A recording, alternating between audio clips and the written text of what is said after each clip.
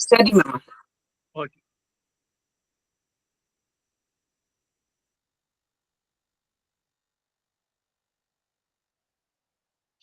ಆರಂಭ ಮಾಡೋಣ. ಅಸ್ಮದ್ ಗುರುಭ್ಯೋ ನಮಃ, ಅಸ್ಮತ್ ಪರಮ ಗುರುಭ್ಯೋ ನಮಃ, ಅಸ್ಮತ್ ಸರ್ವಗುರುಭ್ಯೋ ನಮಃ. ಶ್ರೀಮತೆ ರಾಮಾನುಜಾಯ ನಮಃ. ಶ್ರೀಮಾನ್ ವೆಂಕಟನಾಥಾರ್ಯ ಕವಿತಾರ್ಕಿಕ ಕೇಸರಿ ವೇದಾಂತಾಚಾರ್ಯವರ್ಯೋ ಮೇ ಸನ್ನಿಧತ್ತಾಂ ಸದಾ ಹೃದಿ. ಗುರುಭ್ಯಃ ತದ್ಗುರುಭ್ಯಶ್ಚ ನಮೋ ಭಾಗವತೀಮಹೇ ವೃಣೀಮಹೇ ಚ ತತ್ರಾದ್ಯೋ ದಂಪತಿ ಜಗದಾಂಪತಿ ಸ್ವಶೇಷಭೂತೇನ ಮಯಾ ಸ್वीयैः सर्वपरिच्छदैः विधातुं प्रीतमात्मानं श्रीमान् प्रकमते स्वयं शुक्लांबरधरं विष्णुं शशिवर्णं चतुर्भुजं प्रसन्नवदनं ध्यायेत् सर्वविघ्नोपशान्तये. व्यासं वसिष्ठनप्तारं शक्तये पौत्रमकल्मषं पराशरात्मजं वन्दे शुकदातं तपोनिधिं. ಧ್ಯಾನ ಶ್ಲೋಕ ಸ್ವಲ್ಪ ಮೊಟಕು ಮಾಡೋಣ, ಇದನ್ನ ಸಮಯ ಅಷ್ಟೊಂದು ಹೋಗಿದೆ, ಅದಕ್ಕಾಗಿ. ಪಾರ್ಥಾಯ ಪ್ರತಿಬೋಧಿತಾಂ ಭಗವತಾ ನಾರಾಯಣೇನ ಸ್ವಯಂ ವ್ಯಾಸೇನ ಗ್ರಥಿತಾ ಪುರಾಣ ಮುನಿನಾಂ ಮಧ್ಯೆ ಮಹಾಭಾರತಂ ಅದ್ವೈತಾಮೃತವರ್ಷಿಣೀಂ ಭಗವತೀಂ ಅಷ್ಟಾದಶಾಧ್ಯಾಯಿನೀಂ ಅಂಬತ್ವಾಮನಸಂ ದದಾಮಿ ಭಗವದ್ಗೀತೆ ಭವದ್ವೇಷಿಣೀಂ. ಅಷ್ಟಮೈಷಿ ಸಮೇತ ಶ್ರೀಕೃಷ್ಣಾಯ ಪರಬ್ರಹ್ಮಣೇ ನಮಃ. ಅಥ ಶ್ರೀಮದ್ ಭಗವದ್ಗೀತಾಸು ಉಪನಿಷತ್ಸು ಬ್ರಹ್ಮ ವಿದ್ಯಾಯಾಂ ಯೋಗಶಾಸ್ತ್ರೇ ಶ್ರೀಕೃಷ್ಣಾರ್ಜುನ ಸಂವಾದೆ ರಾಜವಿದ್ಯಾ ರಾಜಗುಹ್ಯೋ ಯೋಗೋ ನಾಮ ನವಮೋಧ್ಯಾಯೇ ದಶಮ ಶ್ಲೋಕಃ. ಮಯಾಧ್ಯಕ್ಷೇಣ ಪ್ರಗತಿಃ ಸೂಯತೆ ಸಚರಾಚರಂ ಹೇತುನಾನೇನ ಕೌಂತೆಯ ಜಗದ್ಧಿ ಪರಿವರ್ತತೆ. ಇದರ ಅರ್ಥವನ್ನ ನೆನ್ನೆ ನೋಡಿದ್ವಿ, ಅದರ ಭಾಷ್ಯವನ್ನ ಇವತ್ತು ಕಂಟಿನ್ಯೂ ಮಾಡುವಂತ ರಾಮಾನುಜರ ಮಾತು. ಈ 10ನೇ ಶ್ಲೋಕಕ್ಕೆ ಭಾಷ್ಯ.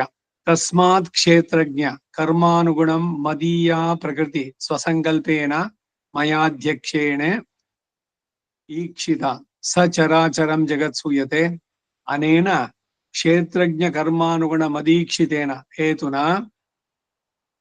ಜಗತ್ ಪರಿವರ್ತತ ಇತಿ ಮತ್ ಸ್ವಾಮ್ಯಂ ಸತ್ಯ ಸಂಕಲ್ಪತ್ವಂ ನೈಘೃಣ್ಯಾದಿ ದೋಷರಹಿತತ್ವಂ ಇತ್ಯೇವಮಾದಿಕಂ ಮಮ ವಸುದೇವಸೂನೋಃ ಐಶ್ವರಂ ಯೋಗಂ ಪಶ್ಯ ಯತಃ ಶ್ರುತಿಃ ಅಸ್ಮಾನ್ ಮಾಯೀ ಸೃಜತೆ ವಿಶ್ವಮೇತತ್ ತಸ್ಮಿಂಶ್ಚಾನ್ಯೋ ಮಾಯಯಾ ಸನ್ನಿರುದ್ಧಃ ಮಾಯಾಂತು ಪ್ರಕೃತಿಂ ವಿದ್ಧಿ ಮಾಯಿನಂತು ಮಹೇಶ್ವರಂ ಇತಿ. ಇದು ರಾಮಾನುಜರ ಭಾಷ್ಯ 10ನೇ ಶ್ಲೋಕಕ್ಕೆ. ಭಾಷ್ಯದ ಅರ್ಥ. ಹಿಂದೆ ಹೇಳಿದ ಅಭಿಪ್ರಾಯ ಕ್ಷೇತ್ರಜ್ಞ ಕರ್ಮಾನುಗುಣವಾಗಿ ವಿಷಮ ಸೃಷ್ಟಿ ಅಂತ ಹೇಳಿದ್ದಕ್ಕೂ ಈ ಶ್ಲೋಕದಲ್ಲಿ ಹೇಳೋದಕ್ಕೂ ಏನು ವಿರೋಧ ಇಲ್ಲ ಅಂತ ತಿಳಿಸೋದಕ್ಕಾಗಿ. ಹಿಂದೆ ಹೇಳಿದ್ದೇನೆ, ತಮ್ಮ ಸೃಷ್ಟ್ಯಾದಿಗಳಿಗೆ ಕಾರಣ ಹೇತು ಎಂದು ತಿಳಿಸೋದಕ್ಕಾಗಿ ತಸ್ಮಾತ್ ಎಂದು ಉಪಕ್ರಮಿಸಿ ವ್ಯಾಖ್ಯಾನ ಮಾಡಿದ್ದಾರೆ. ಸೃಷ್ಟಿಯಾಗೋದು ಏನು ಅಂತಂದ್ರೆ ಆಯಾಯ ಚೇತನಗಳ ಕರ್ಮಕ್ಕೆ ಅನುಸಾರವಾಗಿ. ವೈವಿಧ್ಯತೆ ಸೃಷ್ಟಿನಲ್ಲಿ ಯಾಕೆ? ಎಲ್ಲವೂ ನಿರ್ಮಿಸಿದ ಒಂದೇ ಕೈ ಆದ್ರೂ ಕೂಡ ಯಾಕೆ ಒಬ್ಬ ಶ್ರೀಮಂತ ಒಬ್ಬ ದುಃಖಿ? ಇದಕ್ಕೆಲ್ಲ ಜಸ್ಟಿಫಿಕೇಶನ್ ಹಿಂದೆನೆ ಹೇಳಿದ್ದನ್ನು ಮತ್ತೆ ಅಸೈಟೈನ್ ಮಾಡ್ತಾ ಇರೋದು ಇಲ್ಲಿ. ಅದಕ್ಕಾಗಿ ಹಿಂದೆ ಹೇಳಿದ್ದಕ್ಕೂ ಈ ಶ್ಲೋಕಕ್ಕೂ ಏನು ವಿರೋಧ ಇಲ್ಲ ಅನ್ನೋದನ್ನ ಇಲ್ಲಿ ತಿಳಿಸೋದಕ್ಕೆ ಹೇಳ್ತಾ ಇದ್ದಾರೆ. ತಸ್ಮಾತ್ ಅಂತ ಉಪಕ್ರಮಿಸಿ ಹೇಳ್ತಾ ಇದ್ದಾರೆ. ತಸ್ಮಾತ್ ಆ ಕಾರಣದಿಂದಲೇ ಕ್ಷೇತ್ರಜ್ಞ ಕರ್ಮಾನುಗುಣ ಬದ್ಧರಾದವರ ಶರೀರಗಳ ಕರ್ಮಗಳಿಗೆ ಅನುಗುಣವಾಗಿ ಮದೀಯ ಪ್ರಕೃತಿ ನನ್ನ ಶರೀರವಾಗಿ ನನ್ನಿಂದಲೇ ನೇಮಿಸುವುದಕ್ಕೆ ಯೋಗ್ಯವಾದ ಪ್ರಕೃತಿ. ಪ್ರಕೃತಿ ಅಂದ್ರೆ ಏನೋ? ಶರೀರವು ಪ್ರಕೃತಿನಲ್ಲಿ ಸೇರಿತು, ತ್ರಿಗುಣಾತ್ಮಕವಾದದ್ದು. ಅವರವರ ಕರ್ಮಕ್ಕೆ ಸರಿಯಾಗಿ ಆಯಾಯ ಶರೀರದಲ್ಲಿ ಅವ್ರಿಗೋ ರೋಗವೋ ರುಜಿನವೋ ಮತ್ತೊಂದೋ ಬರೋದು. ಇದಕ್ಕೇನೆ ಬೇರೆ ಪುರಾಣದ ಉಲ್ಲೇಖಗಳಲ್ಲಿ ಸ್ಮೃತಿಗಳಲ್ಲಿ ಬರುವಂತಹದ್ದು ಕೂಡ ಪ್ರಬಲತರ ಪ್ರಾಚೀನ ಕರ್ಮ ವ್ಯಾಧಿನೋಪೇನ ಬಾಧ್ಯತೆ. ಈಗ ಒಂದೇ ಮನೆಯಲ್ಲಿ ಇದ್ದಾರೆ, ಅಲ್ಲೇ ಒಂದೇ ಊಟ ಎಲ್ರು ತಿಂತಾ ಇರೋದು, ಅದ್ರಲ್ಲಿ ಒಬ್ಬನಿಗೆ ಮಾತ್ರ ಏನೋ ರೋಗ ಮತ್ತೊಂದು, ಇದು ಬೇರೆಯವ್ರಿಗಿಲ್ಲ. ಯಾಕೆ? ಎಲ್ರು ತಿಂದಿದ್ದು ಅದೇ ಊಟನೇ ತಾನೆ, ಅದೇ ಅಡಿಗೆ ಮಾಡಿದ್ದು, ಅದೇ ಪಾತ್ರೆ ಇದ್ದೇನೆ. ಇವನಿಗೆ ಮಾತ್ರ ಯಾಕೆ ಅದು ಇದಾಯ್ತು ಅಂತಂದ್ರೆ ಏನು? ಸೈನ್ಸ್ ಅಲ್ಲಿ ಕೇಳಿದ್ರೆ ಇಲ್ಲ, ಅವರಿಗೆ ರೆಸಿಸ್ಟೆನ್ಸ್ ಕಡಿಮೆ ಬಾಡಿನಲ್ಲಿ. ಯಾಕೆ ರೆಸಿಸ್ಟೆನ್ಸ್ ಕಡಿಮೆ ಆಯ್ತು? ಬೇರೆಯವ್ರಿಗೆಲ್ಲ ಇರ್ಬೇಕಾದ್ರೆ ಅವನಿಗೆ ಯಾಕೆ? ಅವನು ಹುಟ್ಟಿದ್ದು ಅದೇ ಪರಿಸರ, ಎಲ್ಲ ಬ್ರದರ್ಸ್ ಒಟ್ಟೊಟ್ಟಿಗೆನೆ ಎಲ್ಲ ಬೆಳೆದಿದ್ದು. ಇಲ್ಲ ಅವನಿಗೇನೋ ಬೇರೆ ಇನ್ನೇನೋ ಮಾಡಿತ್ತು, ಅಥವಾ ಇನ್ನೇನೋ ಇದ್ರಲ್ಲಿ ಇದ್ದ, ಅವನಿಗೆ ಇನ್ಯಾವುದೋ ಆಹಾರ ಕೊಟ್ಟಿತ್ತು, ಏನಾರು ಇದೆಯಾ? ಒಂದೇ ಕುಟುಂಬ, ಒಂದೇ ಮನೆಯಲ್ಲಿ ಒಬ್ಬಳೇ ತಾಯಿ ಎಲ್ರಿಗೂ ಬಡಿಸಿದ್ದು, ಇವನಿಗೆ ಮಾತ್ರ ಆವಾಗವಾಗ್ಲೇ ರೋಗಗಳು.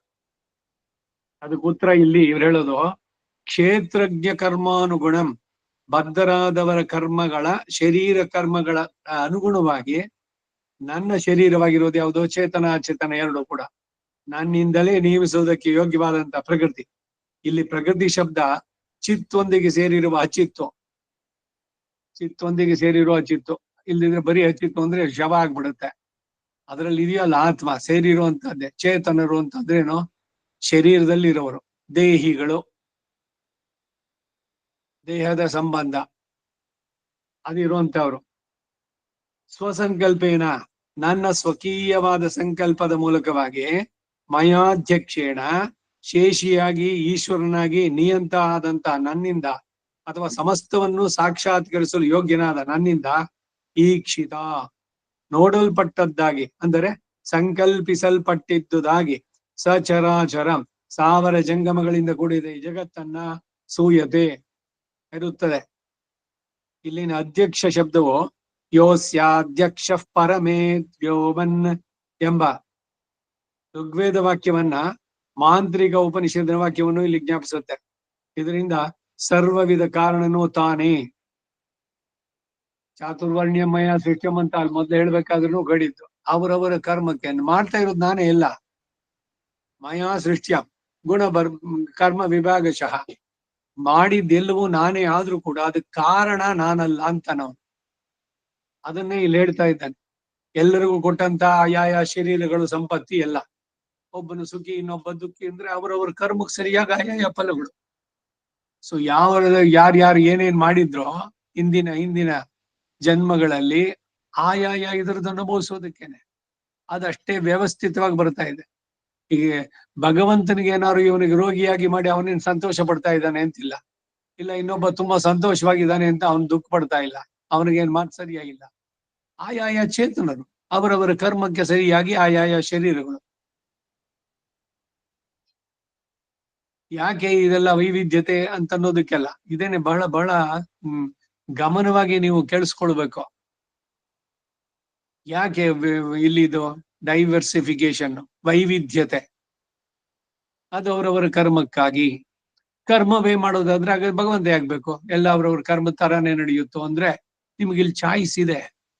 ಅದನ್ನು ಉತ್ತಮ ಮಾಡ್ಕೊಳ್ಳೋಕ್ಕೂ ಜಾಗ ಇದೆ, ಅದನ್ನ ಇನ್ನೊಂದಷ್ಟು ಕೆಡಿಸ್ಕೊಳ್ಳೋದಕ್ಕೂ ಅವಕಾಶ ಇದೆ. ಮನುಷ್ಯ ಜನ್ಮ ಪಡೆದಿರೋದೇ ಅನೇಕ ಜನ್ಮಗಳ ಪುಣ್ಯವನ್ನ ಕೊಟ್ಟು ನೀನು ಪಡೆದಿದ್ದೀರಿ. ಇದರಲ್ಲಿ ಅರಿವು ಕೊಟ್ಟಿದ್ದಾನೆ ಭಗವಂತ. ಮನುಷ್ಯನಿಗೆ ಇರುವಂತಹದ್ದು ಬೇರೆ ಪ್ರಾಣಿಗಳಿಗೆ ಇಲ್ಲದ್ದು ಏನು ಅಂದ್ರೆ ಯಾವುದು ಸರಿ ಯಾವುದು ಅನ್ನುವಂತ ವಿವೇಕ. ಆ ವಿವೇಕದಿಂದ ಮುಂದಕ್ಕೇನು ಏನನ್ನ ಮಾಡ್ಬೇಕು ಏನನ್ನ ಮಾಡಬಾರ್ದು ಇದನ್ನ ತಿಳಿಸೋದಕ್ಕೆ ಶಾಸ್ತ್ರ ಗ್ರಂಥಗಳನ್ನು ಕೊಟ್ಟಿದ್ದಾನೆ. ಆಮೇಲೆ ಆರಿಸಿಕೊಳ್ಳುವಂತ ಸ್ವಾತಂತ್ರ್ಯ ಕೊಟ್ಬಿಟ್ಟಿದ್ದಾನೆ. ನೋಡಿ, ಈ ಜಾಗದಲ್ಲೇನೆ ಭಗವಂತ ಬಚಾವಾಗೋದು. ನಿಮಗೆ ಚಾಯ್ಸ್ ಕೊಟ್ಬಿಟ್ಟಿದ್ದೀನಿ, ಯಾವ್ದನ್ ಬೇಕೋ ಆರಿಸ್ಕೊಳ್ಳಿ. ನಾ ಬಲವಂತ ಮಾಡಲ್ಲ. ಎಲ್ರು ಮೋಕ್ಷಕ್ಕೆ ಬನ್ನಿ ಬಿಟ್ಬಿಡಿ ಪ್ರಾಪಂಚಿಕವಾದ್ದು ಅಂತ ಹೇಳೋಲ್ಲ. ಇಲ್ಲ ಎಲ್ರು ಪ್ರಾಪಂಚಿಕವಾದ ವಿಷಯದಲ್ಲಿ ಇದ್ಬಿಡಿ ಎಲ್ರು ಹಾಳಾಗಿ ಅದು ಹೇಳೋಲ್ಲ. ನಿಮಗ್ ಬುದ್ಧಿ ಕೊಟ್ಟಿದ್ದೀನಿ, ಶಾಸ್ತ್ರಜ್ಞಾನ ಕೊಟ್ಟಿದ್ದೀನಿ. ಇದರಂತೆ ನಡೆದ್ರೆ ಉದ್ಧಾರ ಆಗತ್ತೆ, ಅದಕ್ಕೆ ವಿರುದ್ಧವಾಗಿ ನಡೆದ್ರೆ ಪನಿಷ್ಮೆಂಟ್ ಆಗತ್ತೆ. ಎಲ್ಲವನ್ನು ತಿಳಿಸ್ಬಿಟ್ಟು ಚಾಯ್ಸ್ ಈಸ್ ಯುವರ್ಸ್.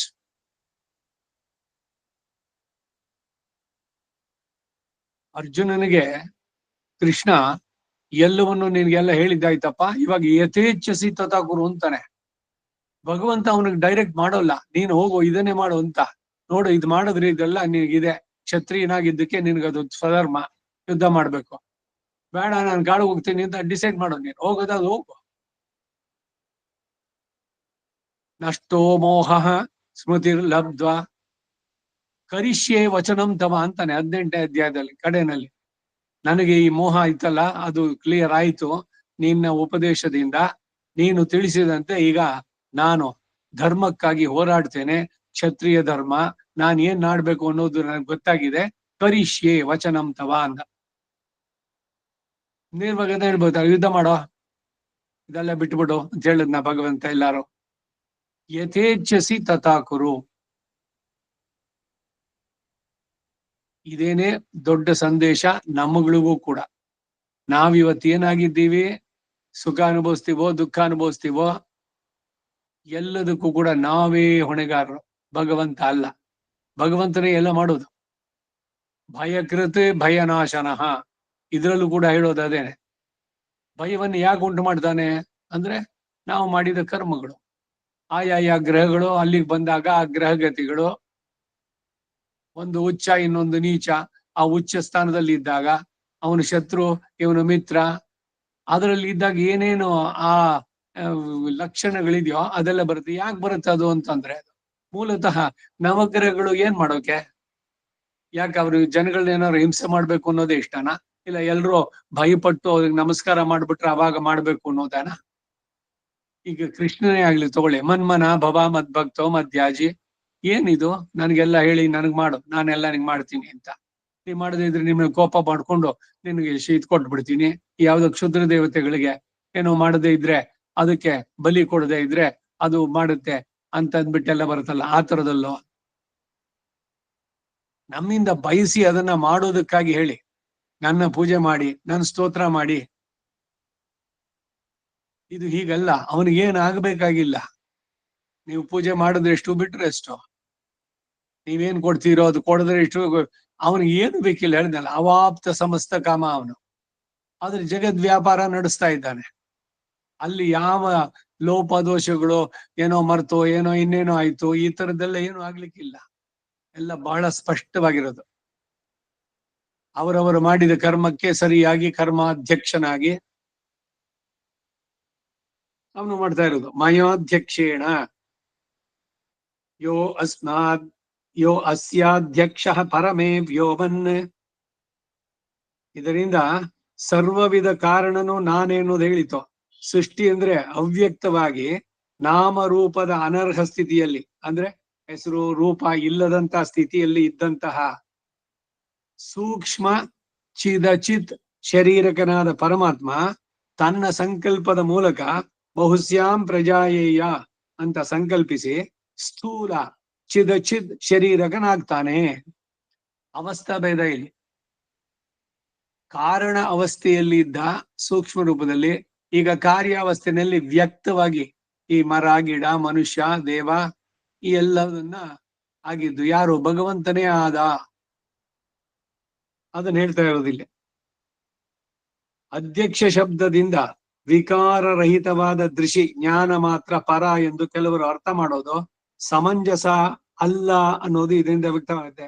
ಘಟಮಹಂ ಜಾನಾಮಿ ಎಂಬಲ್ಲಿ ಜ್ಞಾನಕ್ಕೆ ಜ್ಞಾತ ಜ್ಞೇಯಗಳು ಅವಶ್ಯಕ ಅನ್ನೋದು ವ್ಯಕ್ತ. ಈಗ ನೋಡಿ, ಇದೊಂದು ಉದಾಹರಣೆ.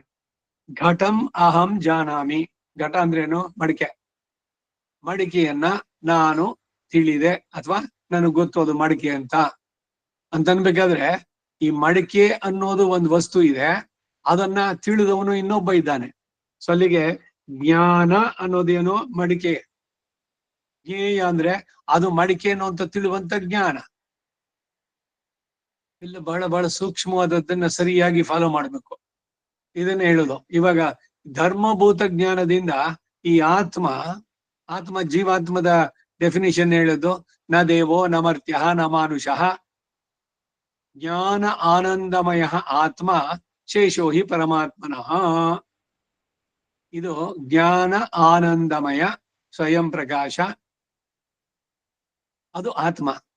ಆದ್ರೆ ಈ ಆತ್ಮ ಜ್ಞಾನ ಆನಂದಮಯ ಅನ್ನೋದು ಅದಕ್ಕೆ ಅರಿವು ಹೆಂಗ್ ಉಂಟಾಗುತ್ತೆ ಅಂದ್ರೆ ಈ ಧರ್ಮಭೂತ ಜ್ಞಾನದಿಂದ ಉಂಟಾಗುತ್ತೆ ಅಂತ. ಇದಕ್ಕೇನೆ ಅನೇಕ ಬಾರಿ ಅದೇ ವರ್ಣ ಹೇಳಿದೆ ನಾನು. ಈಗ ಸಕ್ಕರೆ ಕಲ್ಲು ಸಕ್ಕರೆ ಗಟ್ಟಿ ಇದೆ. ಕಲ್ಲು ಸಕ್ಕರೆ ಯಾರು ಅದನ್ನ ತಿಂತಾರೋ ಅವ್ರಿಗೆ ಅದು ಸಿಹಿ ಅಂತ ಗೊತ್ತಾಗತ್ತೆ. ಆದ್ರೆ ಇಲ್ಲಿ ಕೇಳುವಂತ ವಿಷಯ ಏನು ಅಂದ್ರೆ, ಕಲ್ಲು ಸಕ್ಕರೆಗೆ ಗೊತ್ತಾ ತಾನು ಸಿಹಿ ಅಂತ? ಕೇವಲ ಜ್ಞಾನ, ವಿಜ್ಞಾನ ಘನ ಏವ. ಅದ್ವೈತದವರು ಹೇಳುದೀಗ ವಿಜ್ಞಾನ ಘನ ಏವ. ಅವನು ಹೌದು, ವಿಜ್ಞಾನ ಘನ ನಾವು ಒಪ್ತೀವಿ. ಆದ್ರೆ ಅವನು ಜ್ಞಾನಿ ಅನ್ನೋದು ಅವನಿಗೆ ಗೊತ್ತೋ? ಧರ್ಮಭೂತ ಜ್ಞಾನದಿಂದ ನಾನು ಜ್ಞಾನಿ, ನಾನು ಅಜ್ಞಾನಿ, ನಾನು ಸುಖಿ, ನಾನು ದುಃಖಿ, ಈ ಎಲ್ಲವನ್ನು ಇವನು ಆತ್ಮ ಹೆಂಗ್ ತಿಳಿತಾನೆ ಅಂದ್ರೆ ಈ ಧರ್ಮಭೂತ ಜ್ಞಾನದಿಂದ. ಅಲ್ಲಿಗೆ ಜ್ಞಾತ ಒಬ್ಬ ಇರಬೇಕು ಜ್ಞಾನಕ್ಕೆ. ಜ್ಞೇಯವಾದದ್ದೇನು ಅಂದ್ರೆ ಆ ಪದಾರ್ಥ ಇರಬೇಕು. ಪದಾರ್ಥ ಬೇರೆ, ಅದನ್ನು ತಿಳಿಯುವಂತವನು ಬೇರೆ. ಸರ್ವೇಶ್ವರನು ಸಂಕಲ್ಪಿಸಿ ಸೃಷ್ಟಿ ಮಾಡೋದ್ರಿಂದ ಜ್ಞಾತೃತ್ವ ಕರ್ತೃತ್ವ ಎರಡು ಉಂಟು ಜೀವಾತ್ಮನಿಗೆ. ಭಗವಂತ ಸಂಕಲ್ಪಿಸಿ ಮಾಡಿದ್ರಿಂದ ಜ್ಞಾತವಾದ ಸರ್ವೇಶ್ವರನ ಜ್ಞಾನಕ್ಕೆ ವಿಷಯವಾದ ಈ ಲೋಕವೂ ಕೂಡ ಸತ್ಯ. ಇದು ಭ್ರಮೆ ಅಲ್ಲ, ಇದು ಕಲ್ಪನೆ ಅಲ್ಲ, ಸತ್ಯವಾದದ್ದು. ಇದು ಮಿಥ್ಯೆ ಅಲ್ಲ, ಸುಮ್ನೆ ಕಾಣಿಸುತ್ತೆ ಕನ್ನಡಿ ಒಳಗೆ ಕಾಣುವಂತೆ ಅಂತಾರಲ್ಲ, ಅಲ್ಲ ಅದು. ಹಾಗೆ ಮಿಥ್ಯೆ ಆದ್ರೆ ಈತನು ಹೀಗೆ ಅಧ್ಯಕ್ಷನಾಗ್ತಾನೆ, ಸ್ವಂ ಇಲ್ಲದ ಸ್ವಾಮಿ ಆಗ್ತಾನೆ. ಪತಿಂ ವಿಶ್ವಸ್ಯ ಪತಿಂ ವಿಶ್ವಸ್ಯ ಆತ್ಮೇಶ್ವರಗಂ ಶಾಶ್ವತಗಂ ಶಿವಮಚ್ಯುತಂ ಇತ್ಯಾದಿಗಳಲ್ಲಿ ಮುಖ್ಯಾರ್ಥ ಇಲ್ಲದೆ ಔಪಚಾರಿಕ ಪ್ರಯೋಗಗಳಾಗೋದಿಲ್ವೇ? ಅದು ಸರ್ವಶೇಷಿತ್ವ ಸರ್ವಪತಿತ್ವ ಕೂಡಬೇಕಾದ್ರೆ ಜ್ಞೇಯ ವಸ್ತು ಸತ್ಯವಾಗಿರ್ಬೇಕು, ಕಾಣುವಂತ ವಸ್ತು ಕಾಣ್ಬೇಕು, ಸತ್ಯವಾದದ್ದಾಗ್ಬೇಕು. ಈಗ ಕನಸು ಅನ್ನೋದು ಸತ್ಯವೋ ಸುಳ್ಳ? ಕನಸು ಅನ್ನೋದು ಸುಳ್ಳೋ ಸತ್ಯನೋ ನೋಡಿ. ಇದೆ ಏನ್ ಮಾಡ್ಬೇಕಾಗ ಸ್ವಪ್ನಾವಸ್ಥೆನಲ್ಲಿ ಹಾಸಿಗೆ ಮೇಲೆ ಮಲಗಿದ್ದಾನೆ, ಇವರ ಪುಣ್ಯದ ಸುಕೃತ, ಇವರಿಗೇನೋ ಸನ್ಮಾನವೋ ಮತ್ತೊಂದು ಆಯ್ತು, ಬಹಳ ಚೆನ್ನಾಗಿದೆ ಅಂತ. ಇನ್ನೇನು ಅವ್ರು ಬಹುಮಾನ ಕೊಟ್ಟು ಇವನಿಗೆ ಸನ್ಮಾನ ಮಾಡಿ ಶಾಲೆ ಓದಿಸಿ, ಈಗಿನ ಇದ್ರಲ್ಲಿ ಎಲ್ರೂ ಕೂಡ ಮಾಡ್ತಾ ಇದ್ದಾರೆ, ಪುರುಷರೋ ಸ್ತ್ರೀಯರೋ ಏನೋ ಒಂದು ಸನ್ಮಾನ ಅಂದ್ರೆ ಆ ಮೈಸೂರು ಪೇಟ ಒಂದು ತಲೆಗೆ ಹಾಕಿ, ಒಂದು ಮಾಲೆ, ಒಂದು ಏನೋ ಒಂದು ಮೆಮೆಂಟೋ, ಒಂದು ಪ್ರಶಸ್ತಿ ಪತ್ರ, ಇವೆಲ್ಲವನ್ನು ಕೊಟ್ಟು ಅವರನ್ನ ಸನ್ಮಾನಿಸಿದ್ದು. ಹೀಗೆ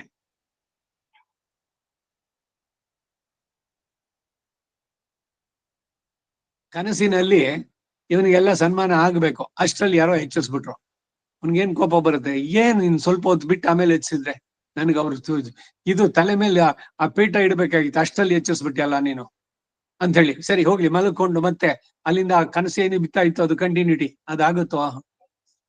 ಪ್ರಯತ್ನ ಮಾಡಿ ನೋಡಿ. ಏನೋ ಒಂದ್ ಒಳ್ಳೆ ಕನಸು ಬೀಳ್ತಾ ಇತ್ತು, ಹೆಚ್ಚಿಸ್ಬಿಟ್ರು, ಮತ್ತೆ ಮಲ್ಕೊಂಡು ಆ ಕನಸು ಬರ್ಲಿ ಅಂತ ಕಾಯಿ, ಕನಸು ನಮ್ಮ ಸಂಕಲ್ಪದಂತೆ ಬರುತ್ತೋ? ಆ ಸಿಗ್ಮಂಡ್ ಫ್ರಾಯ್ಡ್ ಅಂತ ಒಬ್ಬ ಇದ್ದ ಮನೋವೈಜ್ಞ ಇದ್ರಲ್ಲಿ, ಅವನ್ ಏನ್ ಹೇಳ್ತಾನೆ ಅಂದ್ರೆ, ಬೆಳಗಿಂದ ರಾತ್ರಿ ತನಕ ಏನೇನು ಕಾರ್ಯಗಳನ್ನ ನೀವು ನಡೆಸಿದ್ರೋ ಹೊರಗಡೆಯಿಂದ, ಅದರಿಂದ ನಿಮ್ಮ ಮನಸ್ಸಿನ ಮೇಲೆ ಏನೇನು ಪ್ರಭಾವ ಉಂಟಾಗಿತ್ತೋ, ಯಾವುದು ತೀವ್ರವಾದಂತ ಪರಿಣಾಮ ಉಂಟು ಮಾಡಿತ್ತೋ, ಅದೆಲ್ಲ ಇದು ಕ್ಲಾಕ್ ವೈಸ್ ಇದ್ದಿದ್ದು ಆಂಟಿ ಕ್ಲಾಕ್ ವೈಸ್ ಸುತ್ತುತ್ತೆ, ಅದರಿಂದ ಎಲ್ಲ ಉಂಟಾಗುತ್ತೆ ಅಂತ. ಇದೆಲ್ಲ ಸುಳ್ಳು ಅನ್ನೋದನ್ನು ಪ್ರೂವ್ ಮಾಡಾಯ್ತು. ಆಮೇಲೆ ಕನಸು ಬೀಳುವಂತಹದ್ದು ಭಗವಂತನ ಸಂಕಲ್ಪದಿಂದ. ಏನು ಕನಸಿನಲ್ಲಿ ಆಗೋದು ಅಂದ್ರೆ, ನಿಮ್ಮ ಈ ದಶ ಇಂದ್ರಿಯಗಳಿದೆಯಲ್ಲ, 5 ಕರ್ಮೇಂದ್ರಿಯ 5 ಜ್ಞಾನೇಂದ್ರಿಯ, ಅವೆಲ್ಲ ತಟಸ್ಥವಾಗಿರುತ್ತೆ. ನೀವು ಒಂದು ಹಾಸಿಗೆ ಮೇಲೆ ಮಲಗಿದ್ದೀರಿ, ಕೈ ಕಾಲು ಏನು ಅಳ್ಳಾಡಿಸ್ತಾ ಇಲ್ಲ, ಎಲ್ಲವೂ ವಿಶ್ರಾಂತಿ ಸ್ಥಿತಿನಲ್ಲಿರೋದು, ಆದ್ರೆ ನಿಮ್ ಮನಸ್ಸು ಮಾತ್ರ ಎಚ್ಚರವಾಗಿತ್ತು. ಆ ಮನಸ್ಸಿಗೆ ಇವನು ಕನಸಿನಲ್ಲಿ ಒಂದು ಸಪರೇಟ್ ಪ್ರಪಂಚನೇ ಸೃಷ್ಟಿ ಮಾಡಿ, ನೀವೆಲ್ಲೋ ದೊಡ್ಡ ಸಭೆಗೆ ಹೋಗಿದ್ದೀರಿ, ಅಲ್ಲಿ ಯಾರೋ ಜನಗಳಿದ್ದಾರೆ ಎಲ್ಲ, ಅಲ್ಲಿ ನಿಮ್ಗೆ ಸನ್ಮಾನ ಆಗ್ತಾ ಇದೆ, ಇವೆಲ್ಲ ಭಗವಂತ ಸೃಷ್ಟಿ ಮಾಡಿದ್ದು. ಅಥವಾ ಏನೋ ಕಷ್ಟ ಇದ್ರದಕ್ಕೆ, ತುಂಬಾ ಅತಿ ಉಗ್ರವಾದಂತ ಪಾಪವೋ ಪುಣ್ಯವೋ ಅದರದಕ್ಕೆ ಶಿಕ್ಷೆ ಇಲ್ಲೇನೆ ಕೊಡ್ಬೇಕಾದ್ರೆ, ಇವನ್ ಕಳ್ತನಮೋ ಇಲ್ಲ ಯಾರೋ ಹಿಡ್ಕೊಂಡು ಬಡಿತಾ ಇದ್ದಾರೆ, ಅವನೇನೋ ಕೀರಲ್ ರಾಗದಲ್ಲಿ ಕಿರ್ಚ್ಕೊಂಡು ಹೇಳೋದು, ಕಣ್ಣಲ್ಲೆಲ್ಲ ನೀರ್ ಬಂದಿರುತ್ತೆ, ಎಲ್ಲ ಆಗಿದೆ, ಎಚ್ಚರ ಮಾಡ್ಸಂದ್ರೆ ಅವ್ರನ್ನ ಏನಾಯ್ತು ಅಂದು, ಅಬ್ಬಾ ಎಷ್ಟು ಕೆಟ್ಟ ಕನಸು ಬಿದ್ದಿತ್ತು ಗೊತ್ತಾ, ಕನಸು ಕಟ್ ಬಿಟ್ಟು ನಿಮ್ಮನ್ನ ಹೊಡಿತಾ ಇದ್ರು, ಎಲ್ಲ ಆಯ್ತು, ನಿಮ್ ಕಣ್ಣಲ್ಲಿ ನೀರು ಬಂದಿದೆ, ಆದ್ರೆ ನೀವು ಹಾಸಿಗೆ ಮೇಲೆ ಮಲಗಿದ್ರೆ. ಹಾಗಾದ್ರೆ ಏನು ವಿಷಯ ಇಲ್ಲಿ? ಕನಸಿನಲ್ಲಿ ಕಂಡಂತ ವಿಷಯಗಳು ಸತ್ಯವೋ? ಖಂಡಿತ ಅಲ್ಲ. ಅದು ಭಗವಂತ ನಿಮಗೆ ನಿಮ್ಮ ಮನಸ್ಸಿಗೆ ಮಾತ್ರ ತೋರಿಸ್ಕೊಟ್ಟಿದ್ದು, ನಿಮ್ಮ ಮನಸ್ಸಿನ ಸಾಮ್ರಾಜ್ಯ ಅಷ್ಟೇ. ನಿಮಗ್ ಬಿದ್ದ ಕನಸು ಬೇರೆ ಯಾರಿಗೂ ಬೀಳಲ್ಲ. ಸಾಧ್ಯನೋ ಇದು? ಅಪವಾದಕ್ಕೆ ಬೇಕಾದ್ರೆ ಹೇಳ್ಬೋದು, ಗೋದಾದೇವಿ ವಿವಾಹ ಆಗ್ಬೇಕಾಗಿತ್ತು, ಭಟ್ಟರಿಗೆ ಪೆರಿಯಾಳ್ವಾರ್ಗೆ ಕನಸು ಬಿತ್ತು, ಏನಂತ? ರಂಗನಾಥನ್ ಹೇಳ್ದ, ನಾನು ನಿನ್ನ ಮಗಳನ್ನ ಮದುವೆ ಮಾಡ್ಕೊಳ್ತೀನಿ, ಕರ್ಕೊಂಬ ಅವಳನ್ನ ಇದಕ್ಕೆ ರಾಜನ ಆಶ್ರಯದೊಂದಿಗೆ ಅಂತ. ಪಾಂಡ್ಯ ರಾಜನ ಕನಸು ಬಿತ್ತು, ಶ್ರೀ ವಿಲ್ಲಿಪುತ್ತೂರ್ನ ಭಟ್ಟರ ಮಗಳನ್ನ ನೀನು ಮದುಮಗಳಂತೆ ಅಲಂಕರಿಸಿ ಪಲ್ಲಕ್ಕಿನಲ್ಲಿ ಕರ್ಕೊಂಡು ಶ್ರೀರಂಗಕ್ಕೆ ಬರೋದು ಅಂತ. ಅಲ್ಲಿ ಶ್ರೀರಂಗದಲ್ಲಿ ಅರ್ಚಕರ ಕನಸು ಬಿತ್ತು, ಗೋದಾದೇವಿ ಬರ್ತಾ ಇದ್ದಾಳೆ, ದೇವಸ್ಥಾನದ ಮರ್ಯಾದೆ ತಗೊಂಡೋಗಿ ಆ ನಿಚ್ಚುಳಾಪುರಿನಲ್ಲಿ ಅವರನ್ನು ಎದುರುಗೊಳ್ಳಿ ಅಂತ. ಅದೆಲ್ಲ ಒಬ್ಬೊಬ್ಬರಿಗೂ ಒಂದೇ, ಎಲ್ಲ ರಾಜ ಇವನಿಗೆ ಬಿದ್ದಿದ್ ಕನಸು, ಅವನಿಗೆ ಬಿದ್ದಿದ್ದು ಎಲ್ಲ, ಅದು ಭಗವಂತರಿಗೆ ಅದೆಲ್ಲ ಎಕ್ಸೆಪ್ಷನ್ ಅದು. ಆದ್ರೆ ಸಾಮಾನ್ಯವಾದ ಕನಸುಗಳಲ್ಲಿ ಒಬ್ಬರಿಗೆ ಬಂದ ಕನಸು ಇನ್ನೊಬ್ಬರಿಗೆ ಬರೋದಿಲ್ಲ. ಈ ಶಕುನ ಶಾಸ್ತ್ರ ಅಂತ ಜ್ಯೋತಿಷ್ಯದಲ್ಲಿ ಇದು ಬರುವಂತದ್ದು, ಒಳ್ಳೆ ಶಕುನಗಳು ಇದೆಲ್ಲ, ಬೆಳಗಿನ ಅರ್ಲಿ ಮಾರ್ನಿಂಗ್ ಬೀಳುವಂತ ಕನಸುಗಳು ಕೆಲವು ಸೂಚನೆಗಳನ್ನು ಕೊಡುತ್ತೆ ಅಂತ. ಅದು ಆಗ್ಬೋದು, ಇಲ್ಲ ಅಂತಿಲ್ಲ. ಕೆಲವೊಮ್ಮೆ ಭಗವಂತನೇ ಸೂಚನೆಗಳನ್ನು ಕೊಡ್ತಾನೆ ನಮ್ಗೆ, ಅದನ್ನ ಇಂಟ್ಯೂಷನ್ಸ್ ಅಂತ ಹೇಳ್ತಾರೆ. ಎಲ್ಲ ಒಬ್ಬೊಬ್ಬರಿಗೂ ಅನುಭವಕ್ಕೆ ಬಂದಿರುವಂತಹದ್ದು.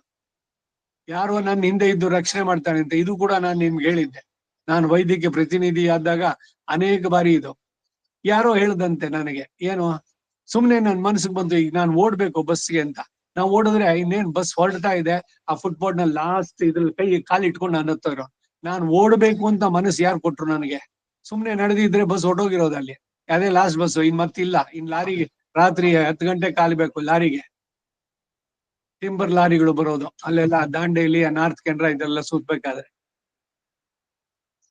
ಹೀಗೆ ಒಂದೊಂದು ಕೂಡ ಕನಸು ಸತ್ಯ ಅಲ್ಲ, ಕನಸಿನೆಲ್ಲ ಕಂಡಂತ ಪದಾರ್ಥಗಳು ಸತ್ಯ ಅಲ್ಲ, ಆದ್ರೆ ಕನಸಿನ ಅನುಭವ ಇದೆಯಲ್ಲ ಅದು.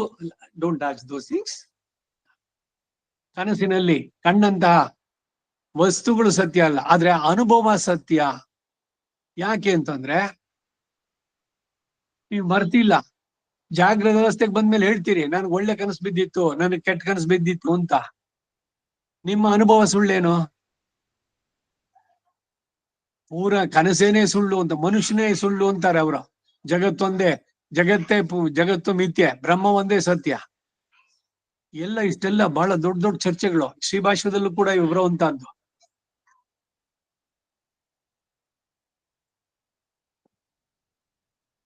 ಸರ್ವಶೇಷಿತ್ವ ಸರ್ವಪತಿತ್ವ ಅನ್ನೋದು ಭಗವಂತನಿಗೆ ಸೇರ್ಬೇಕಾದ್ರೆ ಆ ಜ್ಞೇಯ ವಸ್ತು ಸತ್ಯವಾಗಿರ್ಬೇಕು. ಅಂದ್ರೆ ಪ್ರಕೃತಿನೂ ಸತ್ಯ, ಜೀವಾತ್ಮರೂ ಸತ್ಯ, ಅನೇಕರು ಜೀವಾತ್ಮರು ಒಬ್ರಲ್ಲ ಅನ್ನೋದು ಸತ್ಯ. ಗಗನ ಕುಸುಮದಂತೆ ಆದ್ರೆ ಆಗ ವಿಶ್ವವತಿ ಅನ್ನೋದು ಆ ಭಿಕ್ಷುಕನ ಹೆಸರೇನು ಅಂದ್ರೆ ಚಕ್ರವರ್ತಿ ಅಂತ ಹೇಳಿದಂತ ಆಗೋಲ್ವೇ? ಕಾಸಿಲ್ಲ, ದುಡ್ಡಿಲ್ಲ, ಸಂಪತ್ತ ಹಿಂಗಾರಿ, ರೆಕ್ಕೆ ಇಲ್ಲ, ಪುಕ್ಕವಿಲ್ಲ, ಗರುಡ ಹಿಂಗಾರಿ ಅಂತ ಹೇಳ್ದಂಗ ಆಗತ್ತೆ ಅಂತಾರೆ. ಭಗವಂತನ ಇದೆಲ್ಲ ಅನ್ವರ್ಥವಾಗತ್ತಾ? ವಿಶ್ವಪತಿ ಅನ್ನೋದು ಸುಮ್ನೆ ಹೆಸರ್ಗ ಅವನಿಗೆ, ಅಥವಾ ನಿಜವಾಗ್ಲೂ ಅವನ? ಸುಳ್ಳೋ ಸತ್ಯವೋ? ಭಿಕ್ಷುಕರಿಗೆ ಹೆಸರಿಟ್ಟಿರೋದು ಚಕ್ರವರ್ತಿ ಅಂತ. ಹಣವೇ ಇಲ್ಲ ಅವರಿಗೆ, ಅವರ ಸಂಪತ್ತ ಹಿಂಗಾರ ಅಂತ ಹೆಸರು. ಹೀಗೆ ಇನ್ನು ಮುಂದೆ ಹಾಗೆಯೇ ತಾನು ಪ್ರಳಯಕ್ಕೂ ಕೂಡ ಕಾರಣ ಎಂದು ಹೇಳಿ ಜಗದ್ದಿ ಪರಿವರ್ತತೆ ಅನ್ನೋದ್ರಿಂದ ಸಕಲ ಲೋಕದ ಪ್ರವೃತ್ತಿಗಳಿಗೂ ತಾನೇ ಕಾರಣ ಎಂದು ಉತ್ತರಾರ್ಧದಿಂದ ಹೇಳಲ್ಪಡುತ್ತೆ ಅನ್ನುವ ವ್ಯಾಖ್ಯಾನವನ್ನು ಬರೀತಾರೆ. ಅನೇನ ಅಂದರೆ ಕ್ಷೇತ್ರಜ್ಞರ ಕರ್ಮಗಳಿಗೆ ಅನುಗುಣವಾಗಿ ಮದೀಕ್ಷಿತೇನ ಸರ್ವಂ ಐಕ್ಷತ, ಎಲ್ಲವನ್ನು ನನ್ನ ಸಂಕಲ್ಪ, ಅದು ಈಕ್ಷಿತನ ಅಂದ್ರೆ ಇಲೀಕ್ಷತೆ ಅಂದ್ರೆ ನೋಡ್ತಾನೆ ಅಂತಲ್ಲ, ಸಂಕಲ್ಪಿಸ್ತಾನೆ ಅಂತ ಎಂಬ ಹೇತುನ ಕಾರಣದಿಂದ ಜಗತ್ ಪರಿವರ್ತತೆ, ಜಗತ್ತು ಪ್ರಳಯವನ್ನು ಹೊಂದುತ್ತೆ. ಬೀಜಾಸ್ಮಾದ್ ವಾತಃಪವದೆ, ಅವನ ಸಂಕಲ್ಪಕ್ಕೆ ಹೆದರಿ ಇದು ಚಂದ್ರ ಸೂರ್ಯರು ಆ ಟೈಮ್ ಸರಿಯಾಗಿ ಉದಯ ಅಸ್ತಮಗಳು ನಡೆಯುವಂತಹದ್ದು. ಮೃತ್ಯುರ್ಧಾವತಿ ಪಂಚಮಯಿತಿ, ಎಲ್ಲವೂ ಕೂಡ ಅವನ ಸಂಕಲ್ಪಕ್ಕೆ ಅದರಂತೆ. ಪ್ರಳಯ ಹೊಂದುವುದು ಅಷ್ಟೇ, ಜಗತ್ತಿನ ಸ್ಥಿತಿ ಎಲ್ಲವೂ ಕೂಡ ಅವನ ಸಂಕಲ್ಪಕ್ಕೆ ಅಧೀನವಾದದ್ದು. ಇತಿ ಎಂಬುದಾಗಿ ಮತ್ಸ್ವಾಮ್ಯ, ನಾನು ಎಲ್ಲಕ್ಕೂ ಈಶ್ವರನಾಗಿರುವ ಭಾವ, ಸತ್ಯ ಸಂಕಲ್ಪತ್ವ, ನಾನು ಅಮೋಘವಾಗಿ ಅಪ್ರತಿಹತವಾಗಿ ಸಂಕಲ್ಪಿಸುವ ಪ್ರಕಾರವು, ನೈರ್ಘೃಣ್ಯಾದಿ ದೋಷಗಳು ನನಗೆ ಸಂಭವಿಸದೆ ಇರೋದು. ಅಂದ್ರೆ ಒಬ್ಬರಿಗೆ ಏನೋ ಮಾಡೋದು, ಇನ್ನೊಬ್ಬರಿಗೆ ಅವರಿಗೆ ವಿರುದ್ಧವಾಗಿ ನಡೆಸೋದು, ಈ ಪಾರ್ಶಿಯಾಲಿಟಿ, ಪಕ್ಷಪಾತ, ಇವೆಲ್ಲ ಭಗವಂತನ ಹತ್ರ ಇಲ್ಲ. ಹಾಗಾದ್ರೆ ಅವನಿಗೆ ನಮೇ ದ್ವೇಷೋಸ್ತಿ ನ ಪ್ರಿಯ, ನನಗೆ ಯಾರಿಂದನೂ ಏನೂ ಆಗ್ಬೇಕಾಗಿಲ್ಲ, ಯಾರು ನನಗ್ ಪ್ರಿಯರೂ ಇಲ್ಲ, ನನಗೆ ದ್ವೇಷಿಗಳು ಇಲ್ಲ ಅಂತಾನೆ. ಎಲ್ಲರೂ ಅವಂದೇ ಸೃಷ್ಟಿ, ಎಲ್ಲ ಚೇತನರು ಅಷ್ಟೇ, ಯಾರಿಂದಾನೂ ಭಗವಂತನಿಗೆ ಏನು ಆಗ್ಬೇಕಾಗಿಲ್ಲ. ಆದ್ರೆ ನನ್ನನ್ನ ಆಶ್ರಯಿಸಿ ಬಂದವ್ರನ್ನ ನಾನು ರಕ್ಷಿಸ್ತೇನೆ ಸಹಜವಾಗಿ. ಇದು ಲೌಕಿಕವಾಗಿಯೂ ಸರಿಯಾಗುತ್ತೆ ತಾನೆ. ಈಗ ನಿಮ್ಮನ್ನ ಯಾರೋ ಪ್ರೀತಿಯಿಂದ ಬಂದು ವಿಶ್ವಾಸದಿಂದ ಮಾತಾಡ್ಸಿದ್ರು, ನೀವು ಪ್ರತಿಸ್ಪಂದಿಸ್ತೀರಿ. ಮಾತಾಡ್ಸ್ತಾ ಇದ್ರೆ ಮಾತಾಡ್ಸ್ತೀರೇನು ಹೋಗಿ? ಅಯ್ಯೋ ಅವ್ನಿಗೆ ಎಷ್ಟು ಅಹಂಕಾರ ನೋಡು, ಹೋಗ್ಲಿ ಬಿಡು, ಅವನೇ ಯಾಕೆ ನಾನೇ ಹೋಗಿ ಯಾಕೆ ಮೊದ್ಲು ಮಾತಾಡ್ಸ್ಲಿ, ಬೇಕಿದ್ರೆ ಅವ್ನು ಬಂದು ಮಾತಾಡ್ಸ್ಲಿ. ಇವೆಲ್ಲ ಕಥೆಗಳೆಲ್ಲ ಲೌಕಿಕದಲ್ಲಿ ಬರೋದು. ಭಗವಂತನ ಆತರ ಏನಾರು ಉಂಟು? ಅವನಿಗೆ ಯಾರು ಇಲ್ಲ. ಭಕ್ತಿ ಇದರಲ್ಲಿ ಜ್ಞಾನೀತು ನನಗೆ ತುಂಬಾ ಪ್ರಿಯ ಅಂತ ಹೇಳಿದ್ ಯಾಕೆಂದ್ರೆ ಭಗವಂತನ ಅವನಿಗೆ ಚೆನ್ನಾಗಿ ತಿಳಿದವನು, ಅವನಲ್ಲಿ ತಾನು ಪೂರ್ಣವಾಗಿ ಸಮರ್ಪಣೆ ಮಾಡ್ಕೊಂಡವನು. ಇಲ್ಲದಿದ್ರೆ ಸಾಮಾನ್ಯವಾಗಿ ಭಗವಂತನಿಗೆ ಯಾರಿಂದ ಏನೂ ಆಗ್ಬೇಕಾಗಿಲ್ಲ.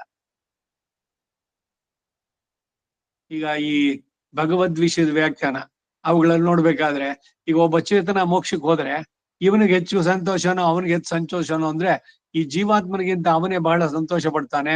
ಎಷ್ಟು ಕೋಟಿ ಜನ್ಮದಿಂದ ನೀನು ಕಾಯ್ತಾ ಮತ್ತ ಹಂಗಾರೆ ಸಂತೋಷ ಪಟ್ನಲ್ಲ ಅಲ್ಲಿ ಅಂತಂದ್ರೆ ನೀವು ಬರ್ದೇ ಇದ್ರೆ ಅವನಿಗೇನ್ ದುಃಖ ಆಗಿತ್ತಾ? ಅದು ಅವನ ಕರುಣೆಯನ್ನ ಹೇಳೋದಕ್ಕಾಗಿ ಮಾಡಿದ್ದಷ್ಟೇ. ಬಟ್ ಯಾರಿಂದ ಏನೂ ಆಗ್ಬೇಕಾಗಿಲ್ಲ ಭಗವಂತನಿಗೆ. ಯಾವ ಹರಕೆಗಳು ಬೇಕಿಲ್ಲ, ಏನೂ ಆಗ್ಬೇಕಾಗಿಲ್ಲ. ವಿಧಿ ವಿಧಾನಗಳಲ್ಲಿ ಅವನ ನಡೆಸ್ಬೇಕಾದ್ರೆ ಈ ರೀತಿ ನಡೆಸಿ ಷೋಡಶ ಉಪಚಾರಗಳು ಅಂತ ಹೇಳಿರೋದಷ್ಟೇ.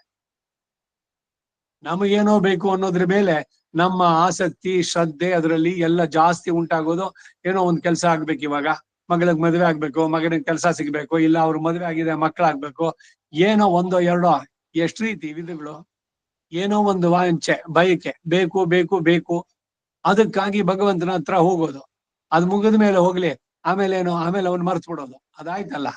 ಆಮೇಲೆ ನಾನು ಅನ್ನೋದು ಹೇಳುತ್ತೆ, ನೋಡಿ ನಾನು ಎಲ್ಲ ಮಾಡಿದ್ದು, ನಾನ್ ಮಾಡೋ ಹೊತ್ತಿಗೆ ಎಲ್ಲ ಸರಿ ಆಯ್ತು ಅಂತ. ಏನಾದ್ರು ಸೋತ್ರೆ ಏನೋ ಭಗವಂತ ಸಂಕಲ್ಪ ಇರ್ಲಿಲ್ಲ ಅಂದ್ಬಿಡೋದು. ಅವಾಗ ಅವನ್ ಹೇಳಾಕ್ಬಿಡೋದು, ಏನೋ ಅವನ್ಗೆ ಇಷ್ಟ ಇರ್ಲಿಲ್ಲ ಭಗವಂತನಿಗೆ. ಭಗವಂತನಿಗೆ ಯಾಕೆ ಇಷ್ಟ ಏನು ಇಷ್ಟ ಅನಿಷ್ಟ ಏನು ಅವನಿಗೆ?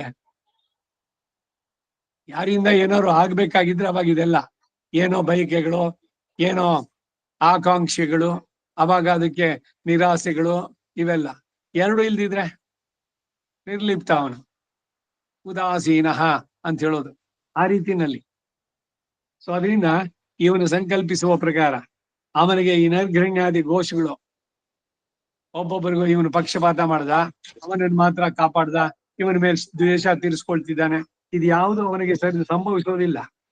ಇತ್ಯೇವ ಮಾದಿಕಂ, ಇವೇ ಮೊದಲಾದ ಮಹತ್ವಗಳುಳ್ಳಂತಹ ಮಮ ವಸುದೇವ ಸುನೋಹೋ, ವಸುದೇವ ಪುತ್ರನಾಗಿ ಅವತರಿಸಿದ ನನ್ನನ್ನ ಐಶ್ವರಂ ಯೋಗಂ ಪಶ್ಯ, ಮಹತ್ತಾದ ಈಶ್ವರ ಭಾವವನ್ನು ಹೊಂದಿರಿಕೆಯನ್ನ ನೋಡು. ನೋಡು ಅಂತಂದ್ರೆ ತಿಳ್ಕೊ ಅಂತ. ಇದು ಸ್ವಲ್ಪ ನೋಡ್ತೀರಾ ಏನಾಗಿದೆ ಅಂತ? ನೋಡ್ದೆ, ಚೆನ್ನಾಗಿದೆ ಮೊಬೈಲು ಅಂತ ಇಟ್ಬಿಟ್ಟು ಹೋದ್ರೆ ಏನದ್ ಕೆಲಸ ಮಾಡ್ತಿದ್ಯೋ ಇಲ್ವೋ ಅದನ್ನ ನೋಡಿ ಅಂತ. ನೋಡು ಅಂದ್ರೆ ಅರ್ಥ ಅದು ಸುಮ್ನೆ ಹಂಗ್ ನೋಡ್ದೆ ಅಂತ ಆಗುತ್ತೇನೋ. ನಮ್ಮ ಕಡೆ ಚಿಕ್ಕಪ್ಪನ ಒಂದ್ಸಲಿ ನಿಮ್ಗೆ ಹೇಳಿದ್ದೆ ಇದನ್ನ, ಕೇಶವ ಅಂತವ್ರ. ಕೇಶವ ಕೊಂಚ ಪಾಲು ಹೆಚ್ಚಿಗೆ ಪಾತ್ಕೋ ಅಂತಂದ್ರು. ಅವ್ರು ಹೋಗಿ ಅಲ್ಲಿ ನಿಂತ್ಕೊಂಡ್ರು. ನಮ್ಮತ್ತೆ ಹೇಳ್ಬಿಟ್ಟು ಹೋದ್ರೆ ಅದು ಉಕ್ತು ಕೊತ್ತು ಬೇಳೆಯಿಂದ ಚೆಲ್ಲೋಯ್ತು. ಅಲ್ಲಿಂದ ಬಂದು ಎನ್ನ ಚೊಲ್ಲಿಂದು ಉನ್ಕಂಡ್ ಏನ ಚೊನ್ನ ಪಾತ್ಕೊಂಡ ಪಾತ್ಕೊಂಡಿಕ್ರೆ ನಾಳೆ ಕೊಟ್ಬಿಟ್ಟಿಕ್ಕಿರ್ದೆ ಇದ ನೋಡೋದು ಅಂತಂದ್ರೆ ನೋಡ್ಕೋ ಸ್ವಲ್ಪ ಆಡಿ ಒಲೆಯ ಮೇಲೆ ಇದೆ ಅಂತಂದ್ರೆ ಸೀದೋಗುತ್ತೋ ಉಕ್ಕೋಗುತ್ತೋ ಆರಿಸ್ಬೇಕವಾಗ, ಅದನ್ನ ಹೇಳ್ಬೇಕಾ? ಹಾಗೆ ಇಲ್ಲಿ ನನ್ನ ನೋಡು ಅಂತ ಇಲ್ಲಿ ಹೇಳಿದ್ರೆ ನನ್ನ ಬಗ್ಗೆ ನೀ ಸರಿಯಾಗಿ ತಿಳ್ಕೊ ಅಂತ. ಮಾಮ ಐಶ್ವರ್ಯಂ ಯೋಗಂ ಪಶ್ಯ. ಆದ್ರೆ ಇವೆಲ್ಲ ಮೂಲದಲ್ಲಿ ಇಲ್ಲದ ಅನುವಾದ. ಯಾಕೆ ಅಂತಂದ್ರೆ ಹಿಂದೆ 5ನೇ ಶ್ಲೋಕದಲ್ಲಿ ಅರ್ಜುನನಿಗೆ ಉಪಾಸ್ಯ ದೇವತೆಯಲ್ಲಿ ಶ್ರದ್ಧೆಯನ್ನು ಉಂಟು ಮಾಡೋದು ಅವಶ್ಯಕ ಅಂತ ಹೇಳಿದು ಅದನ್ನ ತಿಳಿದು ಸ್ವಮಹಾತ್ಮೆಯನ್ನ ಪಶ್ಯಮೇ ಯೋಗಮೈಶ್ವರಂ ಅಂತ ಹೇಳಿದ್ದನ್ನ ಸ್ಮರಿಸಿ ಇಲ್ಲಿವರೆಗೂ ಆ ಮಹಾತ್ಮೆಯ ಉಪದೇಶಿಸಲ್ಪಟ್ಟಿತ್ತು ಅಂತ ತಿಳಿಸೋದಕ್ಕಾಗಿನೇ ಎಂದು ಭಾವಿಸತಕ್ಕದ್ದು. ಮುಂದೆ ಈಗ ತಾನು ಉಪಪಾದಿಸಿದರ ಸಮರ್ಥನೆಗಾಗಿ ಶ್ವೇತಾಶ್ವತರ ಉಪನಿಷತ್ತಿನ 4-9 ವಾಕ್ಯವನ್ನು ಉಪಬೋಧಿಸ್ತಾರೆ. ಯಥಾಹ ಶ್ರುತಿ, ಈ ವಿಷಯವನ್ನೇ ಶ್ರುತಿ. ಶ್ರುತಿ ಅಂದ್ರೆ ಏನೋ ಕಿವಿಯಿಂದ ಕೇಳಿದ್ದು ವೇದ. ಅದು ಹೇಗೆ ಹೇಳುತ್ತೆ ಅಂದ್ರೆ ಅಸ್ಮಾತ್, ನನಗೆ ಶರೀರಭೂತವಾದಂತಹ ತನ್ನಿಂದ ವಿಭಕ್ತವಾಗದೇ ಇರುವ, ಅವನಿಂದ ಬೇರೆಯಾಗಿ ಇರದೇ ಇರುವಂತಹದ್ದು, ಅಪೃಥಕ್ ಸಿದ್ಧವಾದದ್ದು, ಆ ಸೂಕ್ಷ್ಮ ಅವಸ್ಥೆಯಲ್ಲಿ ಇರುವ ಆ ಪ್ರಕೃತಿಯಿಂದ ಮಾಯಿ, ಈ ಪ್ರಕೃತಿಗೂ ನಿಯಾಮಕನಾದ ಸರ್ವೇಶ್ವರನು ವಿಶ್ವಮೇತತೆ, ಈ ಸಮಸ್ತ ಜಗತ್ತನ್ನು ಸೃಷ್ಟಿಸಿ, ಸೃಜತಿ ಸೃಷ್ಟಿಸ್ತಾನೆ, ತಸ್ಮಿನ್ ಅಂತಹ ಪ್ರಕೃತಿಯಲ್ಲಿ ಅನ್ಯಃ ಇನ್ನೊಬ್ಬನಾದ ಜೀವಾತ್ಮನನ್ನ, ಜಾತಿ ಏಕವಚನ ಇದು, ಮಾಯೆಯ ಆ ಪ್ರಕೃತಿಯಿಂದಲೇ ಅಂದರೆ ಅದಕ್ಕೆ ಸಂಬಂಧಪಟ್ಟಂತ ಕರ್ಮ ಅವಿದ್ಯಾದಿ, ಮಾಯೆಯ ಇದಾಗ್ಬೇಕು, ಇನ್ನೊಂದು ಈಗ ಇಲ್ಲ ಅಲ್ಲಿಲ್ಲ. ಆ ಪ್ರಕೃತಿಯಿಂದಲೇ ಅಂದ್ರೆ ಅದಕ್ಕೆ ಸಂಬಂಧಪಟ್ಟಂತ ಕರ್ಮ ಅವಿದ್ಯಾದಿಗಳಿಂದ ಸನ್ನಿರುದ್ಧ ಬದ್ಧನಾಗಿದ್ದಾನೆ. ಆಗ್ಲಿ ಇಲ್ಲಿ ಮಾಯಿ ಶಬ್ದಗಳಿಗೆ ಪ್ರಕೃತಿ ಎಂದು, ಪ್ರಕೃತಿ ಶರೀರಕನಾಗಿ ತನ್ನ ನಿಯಾಮಕ ಎಂದು ಅರ್ಥ ಮಾಡಿ ಪಟ್ಟಿತಲ್ಲ.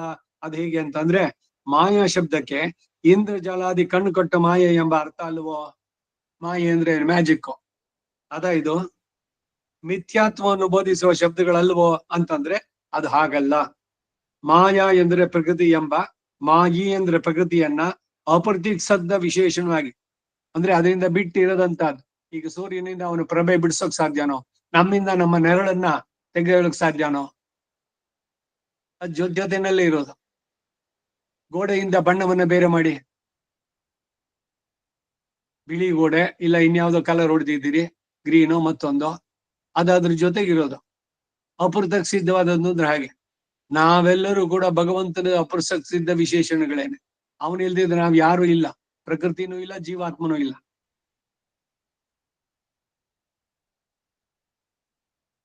ಅಪೃಥಕ್ ಸಿದ್ಧ ವಿಶೇಷವಾಗಿ ಉಳ್ಳಂತ ಸರ್ವೇಶ್ವರ ಎಂಬ ಅರ್ಥವನ್ನು ತೋರಿಸೋದಕ್ಕಾಗಿ ಆ ಶ್ರುತಿಯನ್ನೇ ಇಲ್ಲಿ ಉದಾಹರಿಸ್ತಾರೆ. ಮಾಯಾ ಅಂತೂ ಪ್ರಗತಿ ವಿದ್ಯಾತೆ. ಇಲ್ಲಿ ಮಾಯಾಂತು, ಆ ತು ಶಬ್ದ ಇತರರು ಭಾವಿಸುವ ಸರ್ವಶಂಕ ಮತ್ತು ಭ್ರಮ ನಿವಾರಣಕ್ಕಾಗಿ ಎಂದು ಭಾವಿಸ್ತಕ್ಕದ್ದು. ಮಾಯೆ ಎಂದರೆ ಪ್ರಕೃತಿ ಎಂದು ತಿಳಿಯತಕ್ಕದ್ದು. ಮಾಯಿನಂತೂ ಮಹೇಶ್ವರಂ, ಪಶ್ಯಮೇ ಯೋಗಮೈಶ್ವರಂ ಎಂಬಲ್ಲಿ ತೋರಿರುವಂತಹ ಮಹದೈಶ್ವರ್ಯಯುಕ್ತನಾಗಿ, ಲೀಲಾ ವಿಭೂತಿಗೆಲ್ಲ ನಾಯಕನಾಗಿ, ಪ್ರಕೃತಿ ಶರೀರಕನಾದ ಪರಮಾತ್ಮ ಎಂದು ತಿಳಿಯೋದು. ಪ್ರಕೃತಿಯು ಕೂಡ ಪರಮಾತ್ಮನನ್ನು ಬಿಟ್ಟು ಇರೋದಕ್ಕೆ ಸಾಧ್ಯನೋ? ಇಲ್ಲಿ ಸ್ವಾಮ್ಯಂ ಎಂಬುದರಿಂದ ಚೇತನ ಅಚೇತನವೆಲ್ಲವೂ ಕೂಡ ತನ್ನ ಸ್ವತ್ತು, ಭಗವಂತನಿಗೆ ಸೇರಿದ್ದು. ಚೇತನವಾಗ್ಲಿ ಅಚೇತನವಾಗಲಿ ತಾನು ಅದಕ್ಕೆ ಸ್ವಾಮಿ. ಸರ್ವ ಚಿತ್ತಗಳನ್ನ ನಿಯಮಿಸುವ ಶಕ್ತಿಯನ್ನ ಸತ್ಯ ಸಂಕಲ್ಪ ಅನ್ನೋದ್ರಿಂದ ಆ ನಿಯಮನದಲ್ಲಿ ರಾಜರ ನಿಯಮನಾದಿಗಳಲ್ಲಿರುವಂತ ಕ್ಲೇಶ ಯಾವುದು ಇಲ್ಲದೆ, ಅಂಗುಳ್ಯಗ್ರೇಣ ತಾನ್ ಹನ್ಯಾಮಿ ಇಚ್ಛನ್ ಹರಿಗಣೇಶ್ವರ ಎಂಬಲ್ಲಿ ತೋರುವ ಲೀಲಾರೂಪ ಸಂಕಲ್ಪ ಮಾತ್ರದಿಂದಲೇ ನಿಯಮಿಸುವ ಶಕ್ತಿಯನ್ನು ಹೇಳುವುದರಿಂದ. ಈ ನರಸಿಂಹನ ಅವತಾರಕ್ಕೆ ಏನ್ ಉದ್ದೇಶ? ಪ್ರಹ್ಲಾದನನ್ನ ಅವನು ತುಂಬಾ ಹಿಂಸೆ ಮಾಡ್ತಾ ಇದ್ದ, ಅದಕ್ಕಾಗಿ ಅವನು ಕೊಲ್ಲಬೇಕಾಗಿತ್ತು, ಅದಕ್ಕಾಗಿ ಬಂದ ಅಂತಾನೋ? ಇವನು ಬೇರೆ ಬೇರೆ ಎಲ್ಲ ಬೇಕಾದಷ್ಟು ಪ್ರಯತ್ನ ಮಾಡದಲ್ಲ, ಏನಾದ್ರು ಮಾಡಿ ಪ್ರಹ್ಲಾದನ್ ಕೊಲ್ಲಬೇಕು. ಬೆಂಕಿನಲ್ಲಿ ಹಾಕಿಯಿಂದ ಹಾಕಿದ್ರು, ಬೆಂಕಿ ಒಳಗಡೆ ದೊಡ್ಡದಾಗಿ ಹಚ್ಚಿ, ಅವನು ಒಂದು ಕೂದಲು ಸುಡ್ಲಿಲ್ಲ. ವಿಷ ಕುಡ್ಸಿದ್ರು. ಆ ಕೈಯಾದು ಪತ್ನಿಯನ್ನ ಕರೆದು ಬಿಟ್ಟು ನೀನೇ ಕುಡ್ಸು ಅಂತ. ಅಯ್ಯೋ, ನನ್ನ ಮಗನಿಗೆ ನಾನೇ ಕುಡ್ಸೋದೆ ಅಂತ ಅವಳ ಕೈ ನಡುಗ್ತಾ ಇದ್ರೆ, ಮೊದಲು ನೀನ್ ನನ್ನ ಹೆಂಡತಿ ಪತ್ನಿ ಧರ್ಮವನ್ನು ಫಾಲೋ ಮಾಡು, ಆಮೇಲೆ ಪುತ್ರ ಧರ್ಮ ನಿನಗೆ ಅಂತ. ತಾಯಿಯ ಸ್ಥಿತಿಯನ್ನ ನೋಡಿ ಇವನು ಹೇಳ್ದ, ಯಾಕಿಷ್ಟೊಂದು ಭಯಪಡ್ತೀಮ್ಮ? ಇಲ್ವ ಅವಳಿಗಿರೋ ಅಂತ ಅವನು ಹರಿ ಅವ್ನು ನೋಡ್ಕೊಳ್ತಾನೆ, ಕೊಡಿಲಿ ಅಂತ ತಾನೇ ಕೈಯಿಂದ ತಗೊಂಡು ಗಟಗಟ ಅಂತ ಕುಡಿದು ಬಿಟ್ಟ. ಒಂದು ಡ್ರಾಪ್ ವಿಷ ಹೋದ್ರೆ ಪ್ರಾಣ ಹೋಗುತ್ತೆ ಅಂತದ್ರಲ್ಲಿ ಅಷ್ಟು ಸ್ಟ್ರಾಂಗ್ ಆಗಿರೋದು ಕಾಲಕೋಟ ಅನ್ನೋ ತರದಲ್ಲಿ. ಅವಾಗ ರಕ್ಷಣೆ ಮಾಡಿದವ್ರು ಯಾರು? ಬೆಂಕಿನಲ್ಲಿ ಹಾಕಿದ್ರಲ್ಲ ಅವಾಗ ಪ್ರಹ್ಲಾದನ ರಕ್ಷಣೆ ಮಾಡಿದವ್ರು ಯಾರು? ಬೆಟ್ಟದಿಂದ ತಳ್ಸುದ್ನಲ್ಲ ಅವಾಗ ರಕ್ಷಣೆ ಮಾಡಿದವ್ರು ಯಾರು? ನೀರಿನಲ್ಲಿ ಕೈ ಕಾಲೆಲ್ಲ ಕಟ್ಬಿಟ್ಟು ಸರ್ಪಗಳಿಂದ ಕಟ್ಸೋದಕ್ ಹಾಕದ್ನಲ್ಲ ಆಗ ರಕ್ಷಣೆ ಮಾಡಿದವ್ರು ಯಾರು? ಅಂದ್ರೆ ಪ್ರಹ್ಲಾದನ ರಕ್ಷಣೆಗಾಗಿ ನರಸಿಂಹ ಬರ್ಲಿಲ್ಲ. ನರಸಿಂಹನ ಅವತಾರ ಆಗಿದ್ಯಾಕೆ? ತನ್ನ ಭಕ್ತನ ಮಾತನ್ನ ಸತ್ಯ ಮಾಡುವುದಕ್ಕಾಗಿ ಬಂದಿದ್ದು. ಏನ್ ಹೇಳ್ದ? ಏನು ನಿನ್ನ ಹರಿ ಎಲ್ಲ ಕಡೆನೂ ಇದ್ದಾನೋ? ಖಂಡಿತ ಇದ್ದಾನೆ. ಪ್ರತಿ ಒಂದ್ರಲ್ಲೂ ಒಳಗೆ ಹೊರಗೆ ಎಲ್ಲವನ್ನು ವ್ಯಾಪಿಸಿ ಅಂತಹ ಬರಿಷ್ಠತ್ ತತ್ ಸರ್ವಂ ವ್ಯಾಪ್ಯ ನಾರಾಯಣ ಸ್ಥಿತಃ ಶ್ರುತಿ ಮಾತನ್ನೇ ಕೋಟ್ ಮಾಡಿ ಹೇಳಿದ್ದು. ಹಾಗಾದ್ರೆ ಈ ಕಂಬದಲ್ಲಿ ಇದಾನೋ ಅಂತ ಅಂದ್ಬಿಟ್ಟು ಕಂಬವನ್ನ ಅವನು ಗುದ್ದದ. ಒಂದ್ಸಲಿ ಕಂಬವನ್ನೇ ಹೊಡ್ಕೊಂಡು ಬಂದ. ಇವನೇನಾರು ಚೇರನ್ನೋ ಇಲ್ಲ ಇನ್ಯಾವುದೋ ಸಭೆಯಲ್ಲಿ ಏನಾಯ್ತು ಆ ವಸ್ತುನಲ್ಲಿ ಇದೆಯೋ ಅಂತ ಕೇಳಿದ್ರೆ ಅದರಿಂದಾನೇ ಭಗವಂತ ಬರ್ತಿದ್ದ. ಅಂದ್ರೆ ಎಲ್ಲದರ ಒಳಗೂ ಭಗವಂತ ಇದ್ದಾನೆ. ಅದು ಆ ಒಂದು ಕುರ್ಚಿನೋ ಬೆಂಚೋ ಸಿಂಹಾಸನಮೋ ಯಾವ್ದಾರೋ ಆ ರೂಪ ಇರ್ಬೇಕು ಅಂತಂದ್ರೆ ಅದರಲ್ಲಿ ಅಂತರ್ಯಾಮಿಯಾಗಿ ಭಗವಂತ ಇದ್ದಾನೆ. ಅವನ ಸಂಕಲ್ಪ ಇದ್ದಷ್ಟು ದಿವಸ ಅದು. ಆಮೇಲೆ ಏನೋ ಯಾರೋ ಕೂತ್ಕೊಂಡ್ರು, ಕಾಲ ಏನೋ ಮುರಿದೋಯ್ತು ಒಡೆದೋಯ್ತು, ಸರಿ ಬೀಸಾಕು, ಇದನ್ನ ಚೂರು ಮಾಡಿ ಒಲೆಗೆ ಹಾಕೋದೋ ಏನೋ ಒಂದು ನಾಮಾವಶೇಷವಾಗಬೇಕು. ಅದ್ರಲ್ಲಿ ಇದ್ದಿದ್ದು ಅವಾಗ ಬಿಡುಗಡೆ.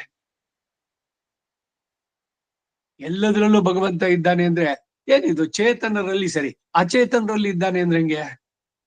ಇನ್ನು ಎಷ್ಟು ಮಟ್ಟಿಗೆ ನಮ್ಮಲ್ಲಿ ಅಂದ್ರೆ ಈ ಕಾಷ್ಟ ಪಾಷಾಣ ಸ್ಥಾವರ ಇವುಗಳಾಗಿ ಹುಟ್ಟೋದ್ರಲ್ಲೂ ಕೂಡ ಅಷ್ಟು ತೀವ್ರವಾದ ಪಾಪ ಮಾಡಿದವರು.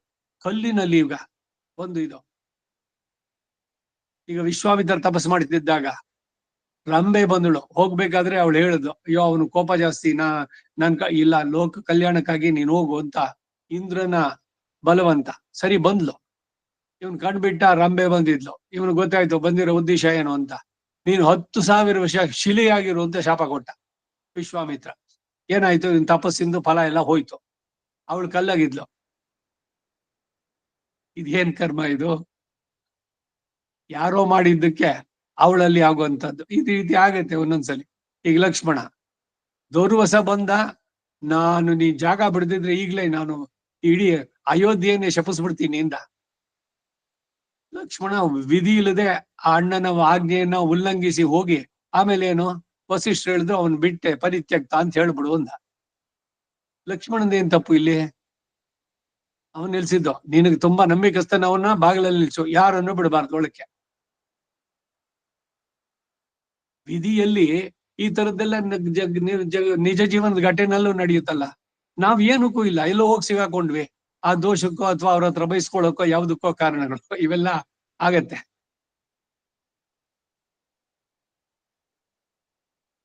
ಇದು ಕೂಡ ಹಿಂದೆ ಒಂದ್ಸಲ ಹೇಳಿದ್ನೇನೋ ನಾನೆಲ್ಲ ಈ ಸಭೆ ಸಮಾರಂಭಗಳು ಇದನ್ನೆಲ್ಲ ಆರ್ಗನೈಸ್ ಮಾಡ್ತಾ ಇದ್ದಿದ್ದು ಆದರ್ಶ ಭವನದಲ್ಲಿ. ಒಂದ್ಸಲಿ ಯಾರೋ ಒಬ್ರು ಉಪನ್ಯಾಸಕರು ಅವರು ಬಂದ್ರು. ಎಲ್ಲ ಇದಕ್ಕೆ ಶುರುವಾಗಿದೆ, ದೇಶಿಕರ ಬಗ್ಗೆ ಏನೋ ಒಂದು ವಿಚಾರ ಸಂಕಿರಣ. ರಂಗಪ್ರಿಯ ಸ್ವಾಮಿಗಳ ಅಧ್ಯಕ್ಷತೆ, ನಾನೇ ಹೋಗಿ ಕರ್ಕೊಂಡ್ ಬರ್ತಾ ಇದ್ದೀನಿ. ಅವ್ರು ಹೋದ್ರೆ ಅವ್ರ ಶಿಷ್ಯರು ಹೇಳಿದ್ರು ಅವ್ರು ಸ್ವಲ್ಪ ಆರೋಗ್ಯ ಸರಿ ಇಲ್ಲ, ಜೊತೆಗೆ ಇವತ್ತು ಇನ್ನೊಂದೆರಡು ಕಾರ್ಯಕ್ರಮ ಬೇರೆ ಇದೆ, ಅಲ್ಲಿ ಹೆಚ್ಚಿಗೆ ಹೊತ್ತು ಅವ್ರು ಇರ್ಲಿಕ್ಕೆ ಆಗೋಲ್ಲ, ನೀವು ಬೇಗ ಅಲ್ಲಿ ಮುಗಿಸ್ಬಿಟ್ಟು ಆಮೇಲೆ ಅವ್ರನ್ನ ಕಳ್ಸ್ಕೊಳ್ಬೇಕು ಅಂತ. ನಾನು ಖಂಡಿತ ಮಾಡ್ತೀನಿ ಅಂತ ಅಲ್ಲಿ ಒಪ್ಕೊಂಡು ಬಂದೆ. ಬಂದ ಮೇಲೆ ಇಲ್ಲಿ ಕಾರ್ಯಕ್ರಮ, ನಾವು ಅಲ್ಲಿಂದ ಬಂದ್ವಿ, ಹನುಮಂತ ನಗರದಿಂದ ಇಲ್ಲಿಗೆ ಕಾರ್ಯಕ್ರಮ ಶುರುವಾಗಿತ್ತು. ಅವರು ಉಪನ್ಯಾಸ ಶುರು ಮಾಡಿದ್ರು. ನಾನು ಆ ಉಪನ್ಯಾಸಕರ ಹತ್ರ ಹೋದೆ. ಸ್ವಾಮಿ ಒಂದ್ ನಿಮಿಷ ಅಂತಂದೆ. ಪಕ್ಕದಲ್ಲೇ ಸ್ವಾಮಿಗಳು ಬಂದಿದ್ದಾರೆ, ಅವರಿಂದ ಒಂದು ಆಶೀರ್ವಚನ ಇದನ್ನ ಮಾಡಿಸ್ಬಿಟ್ಟು ಆಮೇಲೆ ನೀವು ಮುಂದುವರಿಸ್ತೀರಿ ಅಂತ. ಅವ್ರ ಕೋಪ, ನನ್ ಮಧ್ಯದಲ್ಲಿ ನನ್ ಇದ್ ಮಾಡಿ ನನ್ ಯಾಕೆ ಕೊಡ್ಸೋದ್ರಿ ಹಂಗ ಹಿಂಗೆ ಅಂತ ಜೋರಾಗಿ ಕೂಗಾಡ್ತಿದ್ದಾರೆ. ಯಾರ ಮೇಲೆ? ನನ್ ಮೇಲೆ. ನಾನೇನ್ ಮಾಡಿದೆ ಅಲ್ಲಿ? ನಾನಿಲ್ಲಿ ಒಪ್ಕೊಂಡ್ ಬಂದಿದ್ದೆ ಏನು, ಅವರನ್ನ ಕರ್ಕೊಂಡ್ ಬರುವಂತಹದ್ದು ನನಗ್ ರೆಸ್ಪಾನ್ಸಿಬಿಲಿಟಿ, ಇವ್ರನ್ನ ಅಧ್ಯಕ್ಷತೆಗೆ. ಅವ್ರಿಗೆ ಪಾಪ ಆರೋಗ್ಯ ಸರಿ ಇಲ್ಲ, ಅವ್ರು ಅಲ್ಲಿಂದ ಮಲ್ಲೇಶ್ವರದಿಂದ ವಿಜಯನಗರ ಬಂದು ಅಲ್ಲಿಂದ ಇನ್ನೊಂದ್ ಕಡೆಗೆ ಹೋಗ್ಬೇಕು, ಇವನ್ ಅನಾರೋಗ್ಯದಲ್ಲಿ. ಅದಕ್ಕಾಗಿ ನಮ್ಮ ಕಾರ್ಯಕ್ರಮದಲ್ಲಿ ಬಂದಿದ್ರು ಅವರು, ಅವರ ಆಶೀರ್ವಚನ ಸ್ವಾಮಿಗಳದು ಕೇಳ್ಬಿಟ್ಟು ಮುಂದುವರ್ಸೋಣ, ನೀವು ಆಮೇಲೆ ಮಾಡಿ, ನಿಮ್ದಾದ್ಮೇಲೆ ಇನ್ನೂ ಇದ್ದಾರೆ ಬೇರೆ ಸ್ಪೀಕರ್ಸ್, ಅವ್ರುಗಳು ಮಾತಾಡ್ಲಿ. ಕಡೆಗೆ ರಂಗಪ್ರಿಯರು ಪೋಕೆಟು ಉಡುಪ ಅವ್ರ ಭಾಷೆಯಲ್ಲಿಟ್ಟು ಅಂತಂದ್ರು. ಅಲ್ಲಿ ಏನಾಯ್ತು, ಇವಾಗ ನಾನು ಇಲ್ಲಿ ಅವ್ರ ಶಿಷ್ಯರಿಗೆ ಹೇಳ್ಬಿಟ್ಟು ಬಂದೆ, ಸುಮ್ನೆ ಅವ್ರಿಗೆ ತೊಂದರೆ ಮಾಡೋದ್ ಬೇಡಿ ಅಂತಂದ್ರು. ಇಲ್ಲ ಇಲ್ಲ, ಎಲ್ಲ ಹೇಳಿದ್ವಿ ಅವತ್ತು ಕಾರ್ಯಕ್ರಮಕ್ಕೆ, ಸ್ವಾಮಿಗಳ ಆಶೀರ್ವಚನ ಇದಾಗ್ಬೇಕು ಅಂತಂದ್ಬಿಟ್ಟು ಅಂತ. ಹೀಗೆ ಪರಿಸರ ಸಂದರ್ಭದಲ್ಲಿ ಎಲ್ಲೋ ಸಿಗಾಕೊಳ್ತೀವಿ.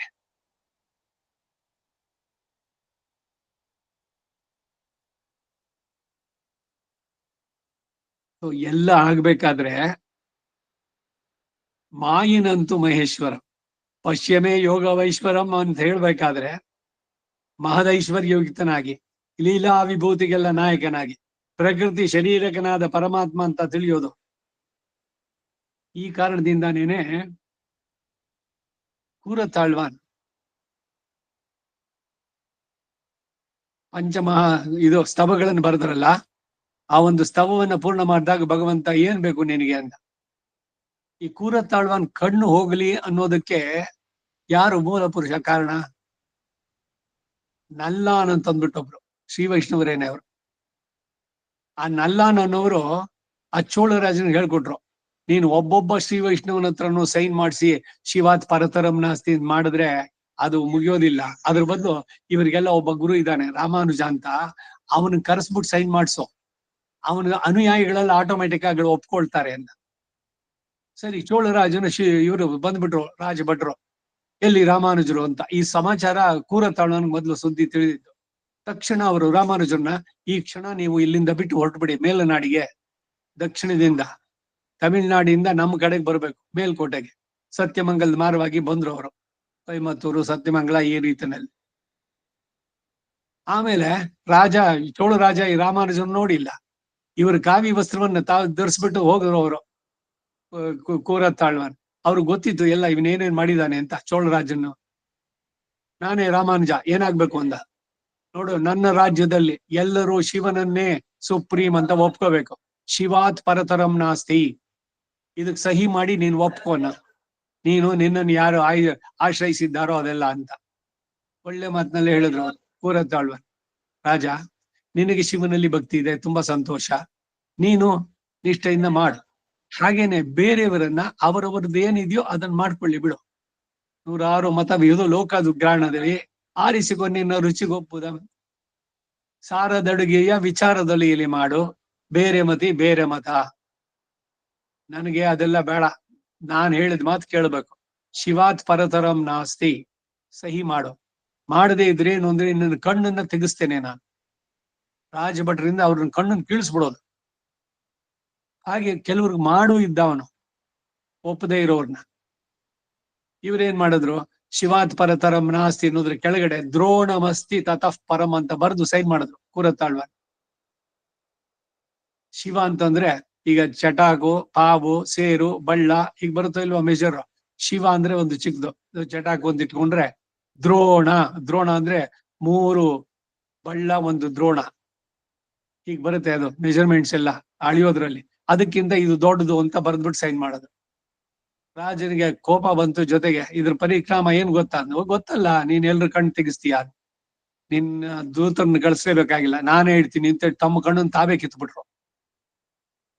ಇವ್ರ ಜೊತೆನಲ್ಲಿ ಕೂರತಾಳುವನ್ ಜೊತೆ ಹೋದವರು ರಾಮಾನುಜರಿಗೆ ಅಷ್ಟಾಕ್ಷರಿ ಇದನ್ನ ಮಾಡಿದಂತ ಮಹಾಪೂರ್ಣರು, ಪೆರಿಯನಂಬಿ ಅಂತ ಅವ್ರ ಹೆಸರು. ಆ ಮಹಾಪೂರ್ಣರನ್ನು ಕಣ್ಣನ್ನ ಅವರು ಬಲವಂತವಾಗಿ ತೆಗೆದ್ರು. ಆ ನೋವಿನಲ್ಲೇನೆ ಅವರು ಶರೀರವನ್ನೇ ಬಿಟ್ರು. ಇವೆಲ್ಲ ಆಗಿದ್ದಲ್ಲಿ ಆಮೇಲೆ ಇವನಿಗೆ ಥ್ರೋಟ್ ಕ್ಯಾನ್ಸರ್ ಬಂತು. ಕ್ರಿಮಿಕಂಠ ಚೋಳ, ಗಂಟ್ಲು ಊದ್ಕೊಂಡ್ತು. ಅವನ್ ಸತ್ತ ಚೋಳ. ಅವನ ಮಗ ಪಟ್ಟಕ್ಕೆ ಬಂದ. ಆವಾಗ ಇವರು ಮೇಲ್ಕೋಟೆನಲ್ಲಿದ್ರು ರಾಮಾನುಜರು.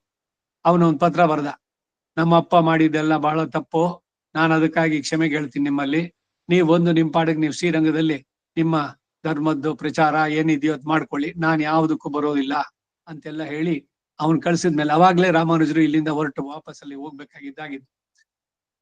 ಇವೆಲ್ಲ ಈ ಕತೆ ಯಾಕೆ ಹೇಳಿದೆ ಅಂದ್ರೆ, ಇದಕ್ಕೆ ಕಾರಣಕರ್ತ ಯಾರು ಅಂದ್ರೆ ಆ ನಲ್ಲಾನ್. ಇವರು ವರದರಾಜನಲ್ಲಿ ಪ್ರಾರ್ಥನೆ ಮಾಡಿದಾಗ, ವರದರಾಜಸ್ತವ ಇದ್ ಮಾಡಿದಾಗ ಆ ನಲ್ಲಾನಿಗೆ ಮೋಕ್ಷವನ್ನು ಕೊಡು ಅಂತ ಕೇಳ್ತಾರೆ ಕೂರತ್ತಾಳ್ವ. ಯಾರು ಕಾರಣದಿಂದ ತನ್ನ ಕಣ್ಣು ಹೋಯ್ತೋ ಅವರಿಗೆ ಮೋಕ್ಷವನ್ನು ಕೊಡಿಸುವಂತಹ ಔದಾರ್ಯ. ಬೇರೆ ನಾವುಗಳೇನಾರು ಆಗಿದ್ರೆ ಅವನಿಗೆ ಸರಿಯಾದ ಸಿವಿಯರ್ ಪನಿಷ್ಮೆಂಟ್ ಆಗ್ಬೇಕು ಅಂತ ಇದ್ವಿ.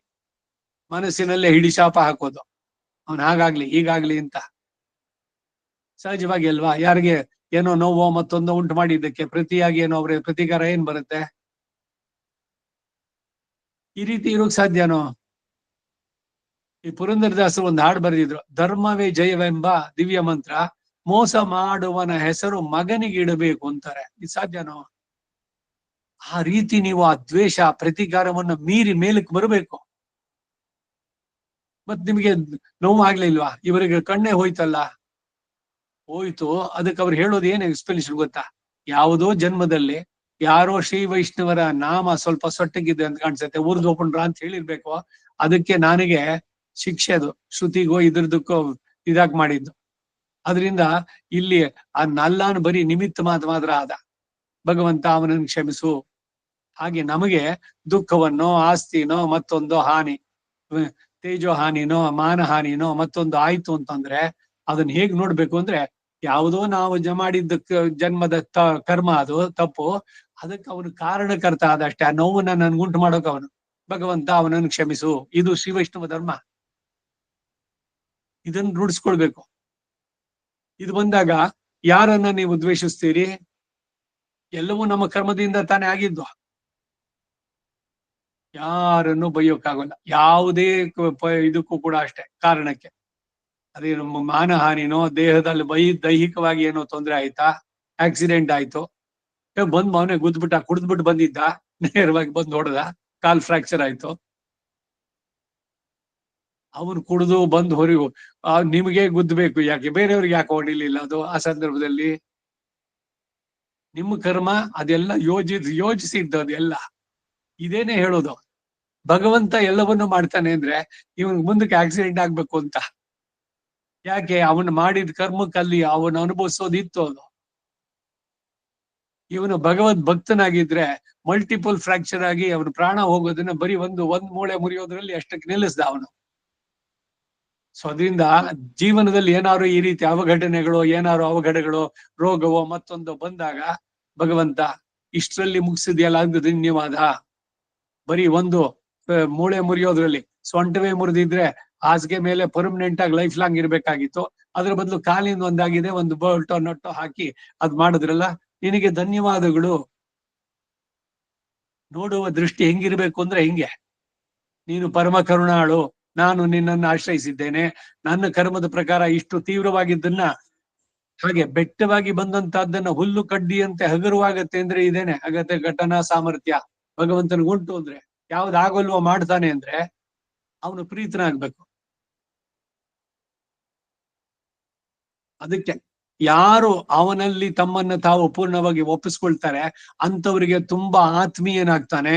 ಅಣಿಯನಾಹುಂ ತನತಾಳ್ ಅடைந்தார்க்கெல்லாம் ಅನ್ಬನಾಹುಂ, ಅತ್ಯಂತ ಪ್ರಿಯತಮ ನಮಗೆ ಯಾರು, ಎಲ್ಲರಿಗಿಂತ. ಗಂಡ ಹೆಂಡತಿ ಅಲ್ಲ, ತಂದೆ ತಾಯಿ ಅಲ್ಲ, ಮಕ್ಕಳಲ್ಲ, ಮೊಮ್ಮಕ್ಕಳಲ್ಲ, ಭಗವಂತನನ್ನ ನಾವು ಎಲ್ರಿಗಿಂತ ನನಗೆ ನೀನು ತುಂಬಾ ಆತ್ಮೀಯ ಅಂತ ನೀವು ಕನ್ಸಿಡರ್ ಮಾಡಿದ್ರೆ ಭಗವಂತನು ಅದಕ್ಕೆ ರೆಸಿಪ್ರೊಗೇಟ್ ಮಾಡ್ತಾನೆ. ಪ್ರತಿಯಾಗಿ ಎಲ್ಲರಿಗಿಂತ ನಮ್ಮನ್ನು ಅತ್ಯಂತ ಆತ್ಮೀಯನಾಗಿ ಅವನು ಭಾವಿಸ್ತಾನೆ, ಅದ ರೀತಿ ನಡೀತಾನೆ. ಇದು ನಮ್ಮ ಎಲ್ಲ ಸಂತರ ಇದರಲ್ಲಿ ನಾವು ಕಾಣುವಂತದ್ದು.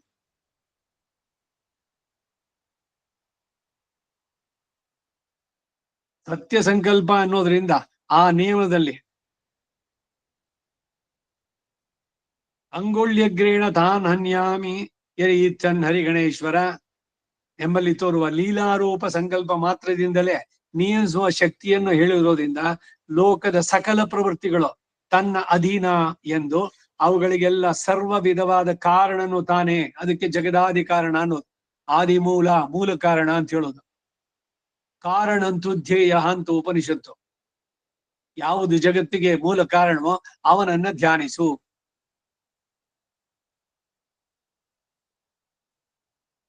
ಎಲ್ಲದಕ್ಕೂ ನಾನೇ ಕಾರಣ ಅಂತ ಹೇಳಲ್ಪಟ್ಟಿದ್ದು.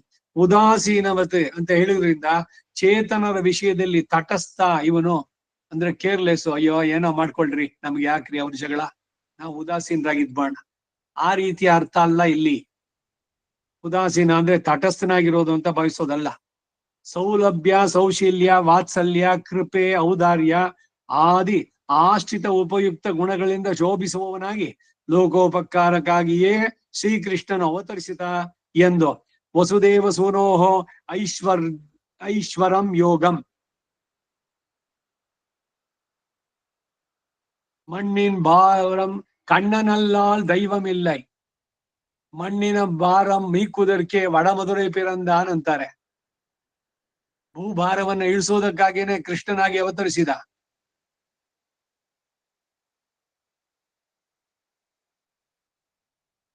சுட்டு நன் மாலைகள் தூயனவேந்தி விண்ணோர்கள் நன்னீர் ஆட்டந்தூபம் தகா நிற்கவே அங்கு ஓர் மாயினால் ஈட்டிய வண்ணத்தோடு வண்ணப்போந்து விளத்து வಣ್ಕೊಂಡ್ ಕೋಟ್ಟಿನೈ ಊಡಿನೈ ಇವತ್ತು ಅಡಲಾಯರ್ಥಂ ಕೊಂಬಿನುಕ್ಕೆ ಆ ಪಾಶುರದಲ್ಲಿ ಧೂಪ ಹಚ್ಚಿದ್ದಾರೆ ನಿತ್ಯ ಸೂರಿಗಳು.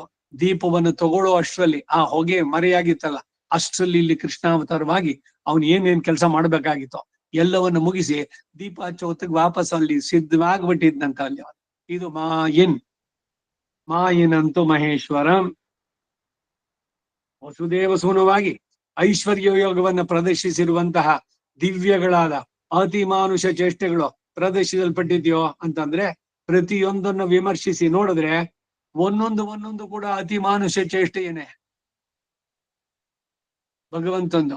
ಬರೀ ಆ ಒಂದು ಅವತಾರದಲ್ಲಿ ಅದು ಮಾತ್ರ ಮಾಡಿದ್ದು ಅಷ್ಟೇ ಅಲ್ಲ, ಒಂದೊಂದು ಕ್ಷಣವೂ ಕೂಡ ಅವನನ್ನ ನೆನೆಸ್ಕೊಂಡ್ರೆ ಎಲ್ಲವೂ ಕೂಡ ಎಲ್ಲ ಒಂದೊಂದನ್ನು ವಿಮರ್ಶನೆ ಮಾಡಿ ನೋಡುದು ಸಿಗತ್ತೆ ಅಂತಾರೆ. ಅನೇಕ ಅತಿಮಾನುಷ ಶ್ರೇಷ್ಠಗಳನ್ನೆಲ್ಲ ಶ್ರೀ ಭಾಷ್ಯಕಾರರು ಗೀತೆಯ ಪ್ರಥಮ ಅವತಾರಿಕೆಯಲ್ಲೇ ವ್ಯಕ್ತಪಡಿಸಿದ್ದಾರೆ. ಆ ಇಂಟ್ರೊಡಕ್ಷನ್ ಇದೆಯಲ್ಲ ಭಗವದ್ಗೀತೆಗೆ, ಭಕ್ತಿಯೋಗಂ ಅವತಾರಯಾಮಾಸ ಸರ್ವಾತ್ಮನ ಅಂದಹ, ಅದಕ್ ಮೊದಲು ಎಲ್ಲ ಹೇಳ್ತಾನೆ ಏನೇನ್ ಮಾಡಿದ್ದು ಕೃಷ್ಣ ಅಂತ ಉದ್ದಕ್ಕೂ ಹೇಳ್ತಾರೆ ದೊಡ್ಡದಾಗಿ. ಒಂದೂವರೆ ಪುಟ ಇದೆ ಅದು ಅವನು ಮಾಡಿದ್ದು ಒಂದೊಂದು ಆಶ್ಚರ್ಯ ಚೇಷ್ಟಿತಗಳು. ಬರೀ ಮಗುವಾಗಿದ್ದಾಗ ಅಂತ ಅಷ್ಟೇ ಅಲ್ಲ.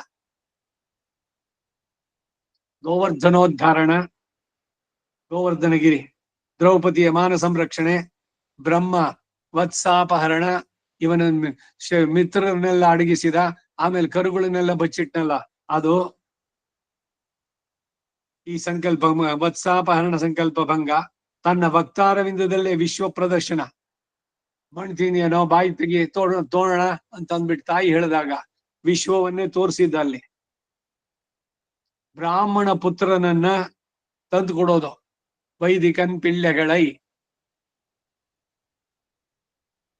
ಒಂದೇ ಎರಡೆ ಕಾಳಿಂಗ ಮರ್ದನ ಇವೇ ಮೊದಲಾದ ಸಹಸ್ರ ದಿವ್ಯ ಚೇಷ್ಟಿತೆಗಳನ್ನ ನಾವು ನಿದರ್ಶನಕ್ಕೆ ತರಬಹುದು ಕೃಷ್ಣನ ಅವತಾರದಲ್ಲಿ ಒಂದೊಂದು ಕೂಡ. ಹೀಗೆ ಮನುಷ್ಯನಾಗಿ ಅವತರಿಸಿದ್ರು ಕೂಡ ಪರತ್ವ ಸೌಲಭ್ಯಾದಿ ಗುಣಗಳನ್ನ ಇನ್ನೂ ಅವತಾರ ರಹಸ್ಯವನ್ನ ಹಿಂದೆ 5 ಶ್ಲೋಕಗಳಿಂದ ಬೋಧಿಸಿದಂತಹ ಸರ್ವ ಮಹಿಮೆಯನ್ನ ಹೊಂದಿದವನು ಅಂತ ಸೂಚಿಸೋದಕ್ಕಾಗಿ ವಸುದೇವ ಸೂನೋಹೋ ಐಶ್ವರಂ ಪಶ್ಯ ಎಂಬ ಪ್ರಯೋಗ. ಈ ಮಹಿಮೆಗಳೆಲ್ಲ ದಶಮಸ್ಕಂದ ಭಾಗವತದಲ್ಲಿ, ಪಂಚಮಾಂಶ ವಿಷ್ಣು ಪುರಾಣದಲ್ಲಿ, ಮಹರ್ಷಿಗಳ ಮೂಲಕ ಕೂಡ ಅದು ವ್ಯಕ್ತವಾಗಿದೆ. ಮುಂದೆ ವಿಶ್ವರೂಪ ಪ್ರದರ್ಶನದಲ್ಲೇ ನನ್ನ ಐಶ್ವರ್ಯ ಯೋಗ ವ್ಯಕ್ತಪಡುತ್ತೆ ಅನ್ನೋದು ಕೂಡ ದ್ಯೋತಿಸಿದ. ಪಶ್ಯಮೇ ಯೋಗಮೈಶ್ವರಂ ಅಂತಾನಲ್ಲಿ. ಈ ಶ್ಲೋಕ ಮುಖ್ಯವಾಗಿ ಏಕತತ್ವವಾದವನ್ನೇ ನಿರಾಕರಿಸಿ 3 ತತ್ವಗಳು ಭೋಕ್ತ ಭೋಗ್ಯಂ ಪ್ರೇರಿತಾರಂಚಮತ್ವ ಶ್ವೇತಾಶ್ವತರ ಉಪನಿಷತ್ತು 1:12 ಆ ವಾಕ್ಯದಲ್ಲಿ ಉಪವಾದಿದ ಹಾಗೆ ಅಧ್ಯಕ್ಷನಾದ ತಾನು ಚರ ಅಚರಗಳು ಯಾವುದು ಚಲಿಸುತ್ತೋ ಯಾವುದು ಚಲಿಸಲ್ವೋ, ಜೀವ ಇರೋದೋ ಇಲ್ಲದ್ದೋ, ಚೇತನವೋ ಅಚೇತನವೋ, ಹೀಗೆ 3 ಉಂಟು ಅನ್ನೋದನ್ನ ಬೋಧಿಸುತ್ತೆ. ಅಚರ ಶಬ್ದದಲ್ಲಿ ಅಡಗಿರುವ ಅಚೇತನ ವಸ್ತುವು ಏಕತತ್ವವಾದ ಚೇತನದಿಂದ ಕಾರಣ ಕಾರ್ಯಭಾವದಿಂದ ಹೇಗೆ ಉಂಟಾಯಿತು ಅಂತ ಕೇಳಬೇಕಾಗತ್ತೆ. ಚೇತನವು ಎಂದಿಗೂ ಕಾರ್ಯರೂಪದಲ್ಲಿ ಅಚೇತನವಾಗೋದಿಲ್ಲ, ಆಗ ಸತ್ಕಾರ್ಯವಾದ ಅನ್ನೋದು ಕೂಡೋದಿಲ್ಲ. ತದನನ್ಯತ್ವಂ ಆರಂಭಣಂ ಶಬ್ದಾಭಿದಿಭ್ಯ ಅಂತ ಬ್ರಹ್ಮಸೂತ್ರ, ಅದು ಕೂಡ ಸಮರ್ಪಕವಾಗಲ್ಲ.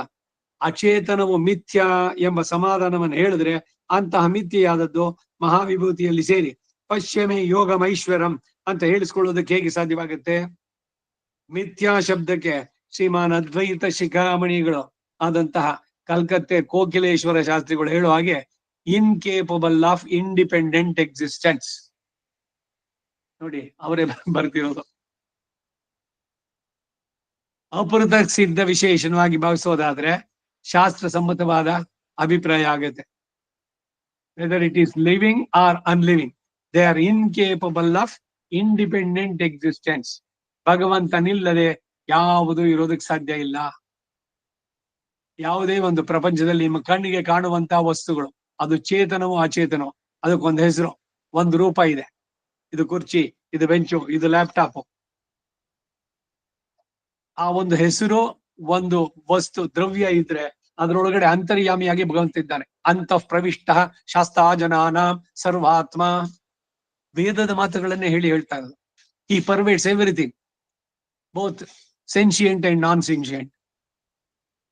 ಅದನ್ನ ಇಲ್ಲಿ ಹೇಳ್ತಾರೆ ಪಶ್ಯಮೇ ಯೋಗಮೈಶ್ವರಂ ಅನ್ಬೇಕಾದ್ರೆ. So incapable of independent existence, ಅವನನ್ನ ಬಿಟ್ಟು, ಭಗವಂತನ ಬಿಟ್ಟು ಯಾವುದು ಇರೋಕ್ ಸಾಧ್ಯ ಇಲ್ಲ. ಇದು ಶ್ರುತಿಗಳಿಗೆ ಸಮ್ಮತವಾಗುವಂತದ್ದು, ಒಂದಕ್ಕೊಂದಕ್ಕೆ ಸೇರೋದು. ಹೀಗೆ ಅರ್ಥ ಹೇಳಿದ್ರೆ 3 ತತ್ವಗಳನ್ನು ಒಪ್ಪಬೇಕಾಗುತ್ತೆ. ಒಂದು ಚೇತನ, ಇನ್ನೊಂದು ಅಚೇತನ, ಮತ್ತೊಂದು ಭಗವಂತ. ಚೇತನ ಅಚೇತನ ವಿಶಿಷ್ಟನಾದಂತ ಪರಮಾತ್ಮ ಜಗತ್ತಿಗೆ ಕಾರಣ. ಅವನನ್ನು ಬಿಟ್ಟು ದೇರ್ ಇಸ್ ನೋ ಸೆಕೆಂಡ್. ನ ದ್ವಿತೀಯೋ ಅಸ್ತಿ ಕಶ್ಚಿತ್. ಯಾವ ರೂಪದಲ್ಲೂ ಬೇರೆ ಇನ್ನೊಂದು ಶಕ್ತಿ ಅವನಿಗೆ ಸಮನವಾಗಿ ಅಥವಾ ಅವನಿಗೆ ಇದಾಗಿ ಮಿಗಿಲಾಗಿ ಇರೋದಕ್ಕಿಲ್ಲ. ಇದಕ್ಕಾಗಿ ಅವನನ್ನ ನಿಸ್ಸಮಾಭ್ಯಧಿಕ ಅಂತ ಹೇಳೋದು ಭಗವಂತನನ್ನ. ಆದ್ದರಿಂದ ಚರಾಚರಗಳೆಲ್ಲವೂ ಕೂಡ ಆತನ ನಿಯಾಮ್ಯ ವರ್ಗವಾಗಿ ವಿಭೂತಿಯಲ್ಲಿ ಸೇರಿದ್ದು. ಅಧ್ಯಕ್ಷನು ತಾನು, ಅವಕ್ಕೆಲ್ಲ ನಿಯಾಮಕನು ಎಂಬ ಶಾಸ್ತ್ರಾರ್ಥದ ಈ ಶ್ಲೋಕದಲ್ಲಿ ಅದು ಉಪದಿಷ್ಟವಾಯಿತೆ ಅಂತ. ಇದಿಷ್ಟು 10ನೇ ಶ್ಲೋಕಕ್ಕೆ ರಾಮಾನುಜರ ಮಾತು. ಮುಂದಿನ ಶ್ಲೋಕ ಅವಜಾನಂತಿ ಮಾಂ ಮೂಢ ಮಾನುಷೀಂ ತನುಮಾಶ್ರಿತಂ ಪರಂ ಭಾವಮಜಾನಂತೋ ಮಮ ಭೂತ ಮಹೇಶ್ವರಂ. ಮೂಲಕ್ಕೆ ಅರ್ಥ ಯೋಗಮೈಶ್ವರಂ ಎಂದು ಹೇಳಲ್ಪಟ್ಟಂತಹ ನನ್ನ ಮಹಾತ್ಮೆಯಾದರೂ ಭೀಷ್ಮ, ದ್ರೋಣ, ಅಕ್ರೂರ, ಉದ್ಧವ, ಸಂಜಯ, ಕುಚೇಲ, ಮುಚುಕುಂದ ಮೊದಲಾದ ಮಹಾನುಭಾವರುಗಳಿಗೆ ಮಾತ್ರವೇ ವಿದಿತವೇ ವಿನಃ ದುರ್ಯೋಧನ, ದುಶ್ವಾಸನ, ಕಂಸ, ಜರಾಸಂಧ ಮೊದಲಾದವರು ತನ್ನ ಪರತ್ವ ಸೌಲಭ್ಯಾದಿಗಳನ್ನು ಅರಿಯದ ಮೂಢರು ಎಂದು ಹೇಳ್ತಾರೆ. நம்பிதர் அவனுண்டோ அன்பனாகும் தனதாள் அடைந்தார்க்கெல்லாம் பொய்யனாகும் புறமே தொழுவார்க்கெல்லாம். ಅವನಿಲ್ಲ ಅಂತ ಅಂದ್ಬಿಟ್ಟು ಅನ್ಕೊಂಡ್ರೆ ಅಂತವ್ರಿಗಿಲ್ಲ. ಅವನು ನಂಬಿದವರಿಗೆ ಸತ್ಯ. ದಾಸ ಸತ್ಯನ್ ಮೆಯ್ಯರ್ಕು ಮೆಯ್ಯನೇ. ಎಲ್ಲ ಮಾತುಗಳು ಆಳ್ವಾರುಗಳು ಅನುಭಾವಿ ಗೀತೆಗಳಲ್ಲೂ ಕೂಡ ಬರುವಂತಹದ್ದು. ಪ್ರಥಮತಃ ಅಂತಹ ಮೂಢರನ್ನ ನಿಂದಿಸಿ ಮುಂದಿನ 2 ಶ್ಲೋಕಗಳಿಂದ ಸುಕೃತಿಗಳಾದಂತಹ ಮಹಾನುಭಾವರನ್ನ 13ನೇ ಶ್ಲೋಕದಲ್ಲಿ ಶ್ಲಾಘಿಸುತ್ತಾರೆ. ಭೂತ ಮಹೇಶ್ವರಂ, ಬ್ರಹ್ಮ ರುದ್ರ ಇಂದ್ರ ಮೊದಲುಗೊಂಡು ಆ ಬ್ರಹ್ಮ ಕೀಟ ಪರ್ಯಂತ ಕ್ರಿಮಿ ಕೀಟಗಳಿದವರೆಗೂ ಮತ್ತು ಸಾವಿರ ಜಂಗಮಗಳಾಗಿರುವವರಿಗಳಿಗೆಲ್ಲ ನಿಯಾಮಕನಾಗಿರುವಂತಹ ಮಮ ಆ ಶ್ರೀಕೃಷ್ಣನಿಗೆ ಅವತರಿಸುವನನ್ನ ಪರಂಭಾವಂ ಅಜೋಪಿ ಸನ್ ಅವ್ಯಯಾತ್ಮ ಭೂತಾನಾಮೀಶ್ವರೋಪಿ ಸನ್ 4ನೇ ಅಧ್ಯಾಯ 6ನೇ ಶ್ಲೋಕ ಅಲ್ಲಿ ಉಪಪಾದಿಸಿದ ಹಾಗೆ ಅವತಾರ ದಶೆಯಲ್ಲೂ ಕೂಡ ಬಿಡದೆ ಹೊಂದಿರುವ ನಾನು ಪಾರಮೈಶ್ವರ ಸ್ವಭಾವವನ್ನ ಹೊಂದಿರುವ ಪರತ್ವವನ್ನ ಅಜಾನಂತಹ ಜ್ಞಾನ ತಿರೋಧಾನದಿಂದ ಅಂದ್ರೆ ಜ್ಞಾನ ಮರೆಯಾಗಿರೋದು, ಅಜ್ಞಾನಿಗಳಾಗಿ ಶರೀರವೇ ನಾನು, ಎಲ್ಲ ನಾನೇ ಮಾಡ್ತೀನಿ, ಮೂಢರಾಗಿ ಆ ಮೋಹದಿಂದ ಅಹಂಕಾರದಿಂದ ಅವರುಗಳು ಅದರಿಂದ ತಿಳಿಯದವರಾಗಿ ನನ್ನನ್ನು ಸ್ವಲ್ಪವಾದರೂ ಸ್ಮರಿಸದೇ ಇದ್ರೆ, ಒಂದ್ ವೇಳೆ ಅವರು ಸ್ಮರಿಸಿದ್ರೆ ಆ ಸುಕೃತಿಯಿಂದ ಆ ಜ್ಞಾನ ತಿರೋಧಾನ ಕಮ್ಮಿ ಆಗ್ತಾ ಇತ್ತು, ಜ್ಞಾನವನ್ನು ಮರೆಸಿತ್ತಿತ್ತಲ್ಲ ಅದು. ಹಾಗೆ ಮಾಡದೇ ಇರೋದ್ರಿಂದ ಅಜಾನಂತಹ ತಿಳಿಯದವರಾಗಿ, ಆ ಕಾರಣದಿಂದಲೇ ಅವರು ಮೂರ್ಖರು, ಜ್ಞಾನ ಶೂನ್ಯರಾದವರು, ದುರ್ಯೋಧನಾದಿಗಳು ಅನ್ನೋ ಭಾವ. ನೇರವಾಗಿ ಅವನು ಬಂದ್ರು ಕೂಡ ಅವನು ಅಯ್ಯೋ ಇವನು ದೇವಕಿ ಇವರು ಅವನು ಸೋದರತ್ತೆ ಮಗ ಅಂತ ಅಷ್ಟೇ ನೋಡಿದ್ದು, ಅವನನ್ನೇ ಕಟ್ಟಾಕೋಣ ಅಂತ ನೋಡಿದ್ದು. ಯಾಕೆ ಹೀಗಾಯ್ತು ಅವನಿಗೆ? ಅವನ್ ಮಾಡಿದ ಕರ್ಮ ದುರ್ಯೋಧನ.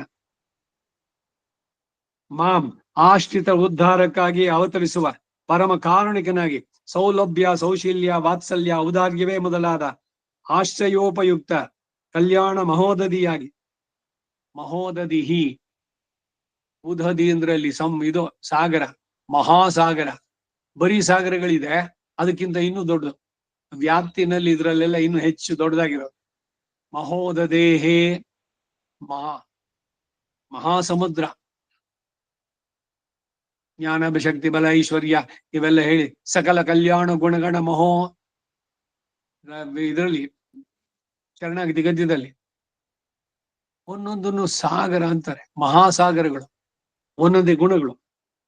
ಮಹೋದಧಿಯಾಗಿ ಹೀಗೆ ಪರತ್ವ ಸೌಲಭ್ಯಾದಿಗಳಿಂದ ಕಂಗೊಳಿಸುವ ನನ್ನನ್ನ ಕೇವಲ ಮಾನುಷೀಂ ತನುಮಾಶ್ರಿತಂ, ಇವನು ಸಾಧಾರಣ ಮನುಷ್ಯ, ವಸುದೇವ ದೇವಕಿಯರ ಮಗ ಅಂತ ತಪ್ಪಾಗಿ ತಿಳಿದು ಮಾನುಷ್ಯ ಶರೀರವನ್ನು ಆಶ್ರಯಿದವನಾಗಿ ಅಂದ್ರೆ ಸಾಧಾರಣ ಮನುಷ್ಯನನ್ನಾಗಿ ನನ್ನನ್ನು ತಪ್ಪಾಗಿ ತಿಳಿದು ನನ್ನನ್ನು ತಿರಸ್ಕರಿಸ್ತಾರೆ. ಈ ಅಭಿಪ್ರಾಯವೇ ಹಿಂದೆ 7:25 ಮೂಢೋ ಯಂನಾಭಿಜಾನಾತಿ ಲೋಕೋ ಮಾಂ ಅಜಮವ್ಯಯಂ ಅಂತ ಹೇಳಿದೆ. ಅವಜಾನಂತಿ ಮಾಂ ಮೂಢ ಮಾನುಷೀಂ ತನುಮಾಶ್ರಿತಂ, ಮನುಷ್ಯನಾಗಿ ಹುಟ್ಟಿರೋನು ಇವನು. ಇವನ್ ಗೊತ್ತಲ್ಲ, ಯದುವಂಶದಲ್ಲಿ ಆ ದೇವಕಿ ವಸುದೇವ ಇದಲ್ಲ, ಅವನ್ ಮಗ ಕಣೋ ಅವನು ಅಷ್ಟೇ ಅಂತ ತಿಳಿದವರು. ಪರಂಭಾವಂ ಅಜಾನಂತಹ ಮಮ ಭೂತ ಮಹೇಶ್ವರಂ. ರಾಮಾನುಜರ ಭಾಷ್ಯ. ಏವಂ ಮಾಂ ಭೂತ ಮಹೇಶ್ವರಂ ಸರ್ವಜ್ಞಂ ಸತ್ಯ ಸಂಕಲ್ಪಂ ನಿಖಿಲ ಜಗದೇಕ ಕಾರಣಂ ಪರಮ ಕಾರುಣಿಕತೆಯ ಸರ್ವ ಸಮಾಶ್ರಯಣೀಯತ್ವಾಯ ಮಾನುಷೀಂ ತನುಮಾಶ್ರಿತಂ ಸ್ವಕೃತೈಃ ಪಾಪಕರ್ಮಭಿಃ ಮೂಢ ಅವಜಾನಂತಿ ಪ್ರಾಕೃತ ಮನುಷ್ಯಂ ಸಮಂ ಮನ್ಯಂತೆ ಭೂತ ಮಹೇಶ್ವರಸ್ಯ ಮಮ ಅಪಾರ ಕಾರುಣ್ಯ ಔದಾರ್ಯ ಸೌಶೀಲ್ಯ ವಾತ್ಸಲ್ಯ ನಿಬಂಧನಂ ಮನುಷ್ಯತ್ವ ಸಮಾಶ್ರಯಣ ಲಕ್ಷಣಂ ಇಮಂ ಪರಂಭಾವಂ ಅಜಾನಂತಹ ಮನುಷ್ಯತ್ವ ಸಮಾಶ್ರಯೇಣ ಮಾತ್ರೇಣ ಮಾಂ ಇತರ ಸಜಾತೀಯಂ ಮತ್ವಾ ತಿರಸ್ಕುರುವಂತಿ ಇತ್ಯರ್ಥ.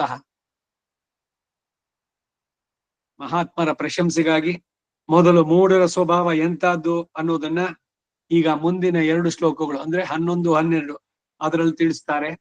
ಏವಂ ಹೀಗೆ ಪರತ್ವ ಸೌಲಭ್ಯಾದಿ ಗುಣಗಳಿಂದ ಯುಕ್ತನಾಗಿ ಸಾಧು ಪರಿತ್ರಾಣ ದುಷ್ಟ ನಿಗ್ರಹ ಧರ್ಮ ಸಂಸ್ಥಾಪನಕ್ಕಾಗಿ ಅವತರಿಸುವ ಭೂತ ಮಹೇಶ್ವರಂ ಸರ್ವಭೂತಗಳಿಗೂ ಪರಮ ನಿಯಾಮಕನಾಗಿರುವಂತಹ ಸರ್ವಜ್ಞನಾಗಿ ಸತ್ಯ ಸಂಕಲ್ಪನಾಗಿ ನಿಖಿಲ ಜಗದೇಕ ಕಾರಣ, ಸಮಸ್ತ ಜಗತ್ತಿಗೂ ಜಗದಾದಿ ಕಾರಣ, ಪರಮ ಕಾರುಣ್ಯದಿಂದ ಎಲ್ಲರೂ ನನ್ನನ್ನು ಆಶ್ರಯಿಸಲಿ ಅನ್ನುವ ಉದಾರ ಭಾವದಿಂದ ಮಾನುಷೀಂ ತನುಮಾಶ್ರಿತ, ಮನುಷ್ಯ ಶರೀರವನ್ನು ಸ್ವೀಕರಿಸುವಂತಹ ಮಾಂ ನನ್ನನ್ನ, ಇದೆಲ್ಲ ಮಾಂ ಎಂಬ ಶುಭದಲ್ಲಿ ತೋರಿ ಬರುವ ಅರ್ಥ. ನನ್ನನ್ನ, ಎಂತಹ ನನ್ನನ್ನ ಅನ್ನೋದನ್ನು ಇಲ್ಲಿ ವಿವರಿಸಿ ಹೇಳಿದ್ದು.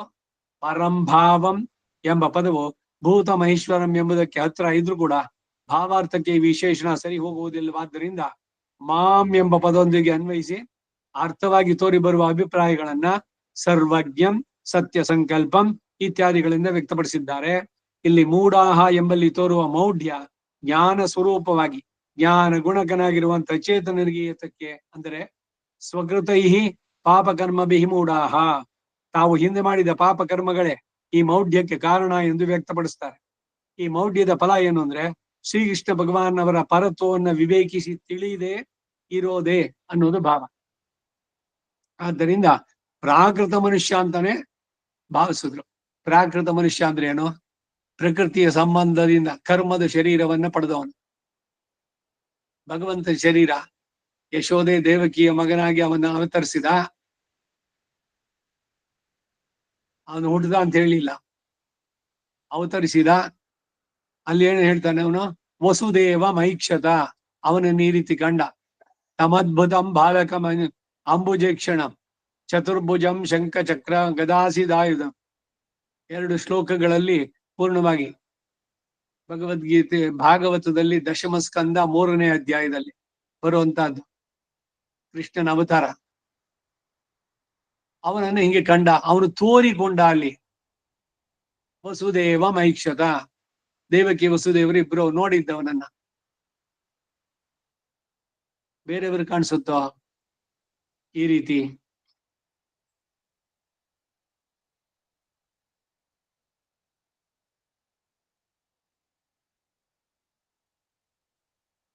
ಮಾನುಷೀಂ ಧನುಮಾಶ್ರಿತಂ, ಯಾತಕ್ಕಾಗಿ ಮನುಷ್ಯ ಶರೀರ ಪಡೆದಿದ್ದವನು? ತನ್ನನ್ನು ಆಶ್ರಯಿಸಿದವರು ಅವರೆಲ್ಲ ನೇರವಾಗಿ ಅವನನ್ನ ಕಂಡು ಉದ್ಧಾರವಾಗ್ಲಿ ಅಂತ ಅವನ ನಿಜ ಸ್ವಪ್ಪ ಪರ ಸ್ವರೂಪವನ್ನ ತಿಳಿದವ್ರು ಎಷ್ಟು ಜನ ಅಲ್ಲಿ? ಕೈ ಬೆರಳಲ್ಲಿ ಎಣಿಸುವಂತವ್ರು. ಒಬ್ಬ ಭೀಷ್ಮ, ಒಬ್ಬ ಉದ್ಧವ, ಒಬ್ಬ ಕ್ರೂರ, ಒಬ್ಬ ವಿದುರ. ಇನ್ಮಿಕ್ಕವರೆಲ್ಲ ಬರೀ ಇಷ್ಟ ಅನ್ಕೊಂಡ್ರು. ಯದುವಂಶದವನು, ಇವನೆಲ್ಲ ಗೊಲ್ಲ, ಅವನು ಕಳ್ಳ, ಸುಮ್ನೆ ಅವ್ರ ಜೊತೆನೆಲ್ಲ ಆಡ್ತಾ ಇದ್ದ, ಗೋಪಿಯವ್ರ ಜೊತೆ ಬೆಣ್ಣೆ ಕದ್ದ ಮಾಡ್ದ, ಜಾರ ಚೋರ, ಇದೆಲ್ಲ ಅವನನ್ನು ಸರಿಯಾಗಿ ತಿಳಿದೇ ಇರೋರು.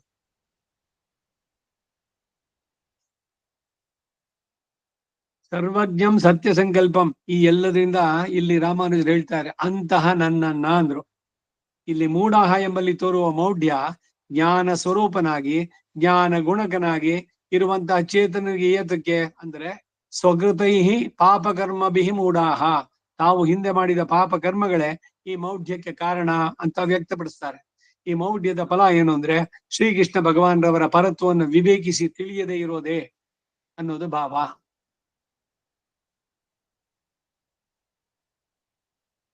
ಇನ್ನೊಂದು ಉದಾಹರಣೆ, ಅದನ್ನ ನೋಡ್ತಾ ಇದ್ದೆ ನಾನು. ಈಗ ಮೊಸರನ್ನ ರಾತ್ರಿ ಹೊತ್ತು ತಿನ್ಬಾರದು. ವೈದ್ಯಕೀಯವಾಗಿ ಹೇಳ್ತಾರೆ ಮೊಸರು ವಿಭಜನೆ ಆಗುತ್ತಲ್ಲಿ. ಈ ತಿಂದಿದ್ದ ಅನ್ನ ಎಲ್ಲ ಚೆನ್ನಾಗಿ ಅದನ್ನ ಕಾರ್ಬೋಹೈಡ್ರೇಟ್ಸು ಫ್ಯಾಟ್ಸು ಇದೆಲ್ಲ ಮಾಡಿ ಆಮೇಲೆ ರಕ್ತಗತವಾಗ್ಬೇಕಾದ್ರೆ ಆ ರೀತಿನೆಲ್ಲ ಆಗ್ಬೇಕು. ರಾತ್ರಿಯಲ್ಲಿ ಮೊಸರನ್ನ ತಿಂದ್ರೆ ಇವನ ದೈಹಿಕವಾಗಿ ಏನು ಆಕ್ಟಿವಿಟೀಸ್ ಇರೋಲ್ಲ, ಊಟ ಮಾಡ್ಬಿಟ್ಟು ಆಮೇಲೆ ಏನ್ ಮಲಗೋದಷ್ಟೇ. ಅದರಿಂದ ದೇಹದ ಆರೋಗ್ಯಕ್ಕೆ ಒಳ್ಳೇದಲ್ಲ ಅಂತ ಈ ಸೈನ್ಸ್ ಹೇಳುವಂತ ಮಾಡರ್ನ್ ಸೈನ್ಸ್. ಆದ್ರೆ ಆಧ್ಯಾತ್ಮಿಕವಾಗಿ ಮೊಸರನ್ನ ತಿನ್ನಬಾರದು ರಾತ್ರಿ ಹೊತ್ತು ಅಂತ ಹೇಳಿದೆ. ನೀರು ಮಜ್ಜಿಗೆ ಮಾಡ್ಕೊಂಡು ಕುಡೀರಿ ಹೊರತು ಮೊಸರನ್ನ ಕುಡಿಬೇಡಿ ರಾತ್ರಿ ಹೊತ್ತು ಅಂತ.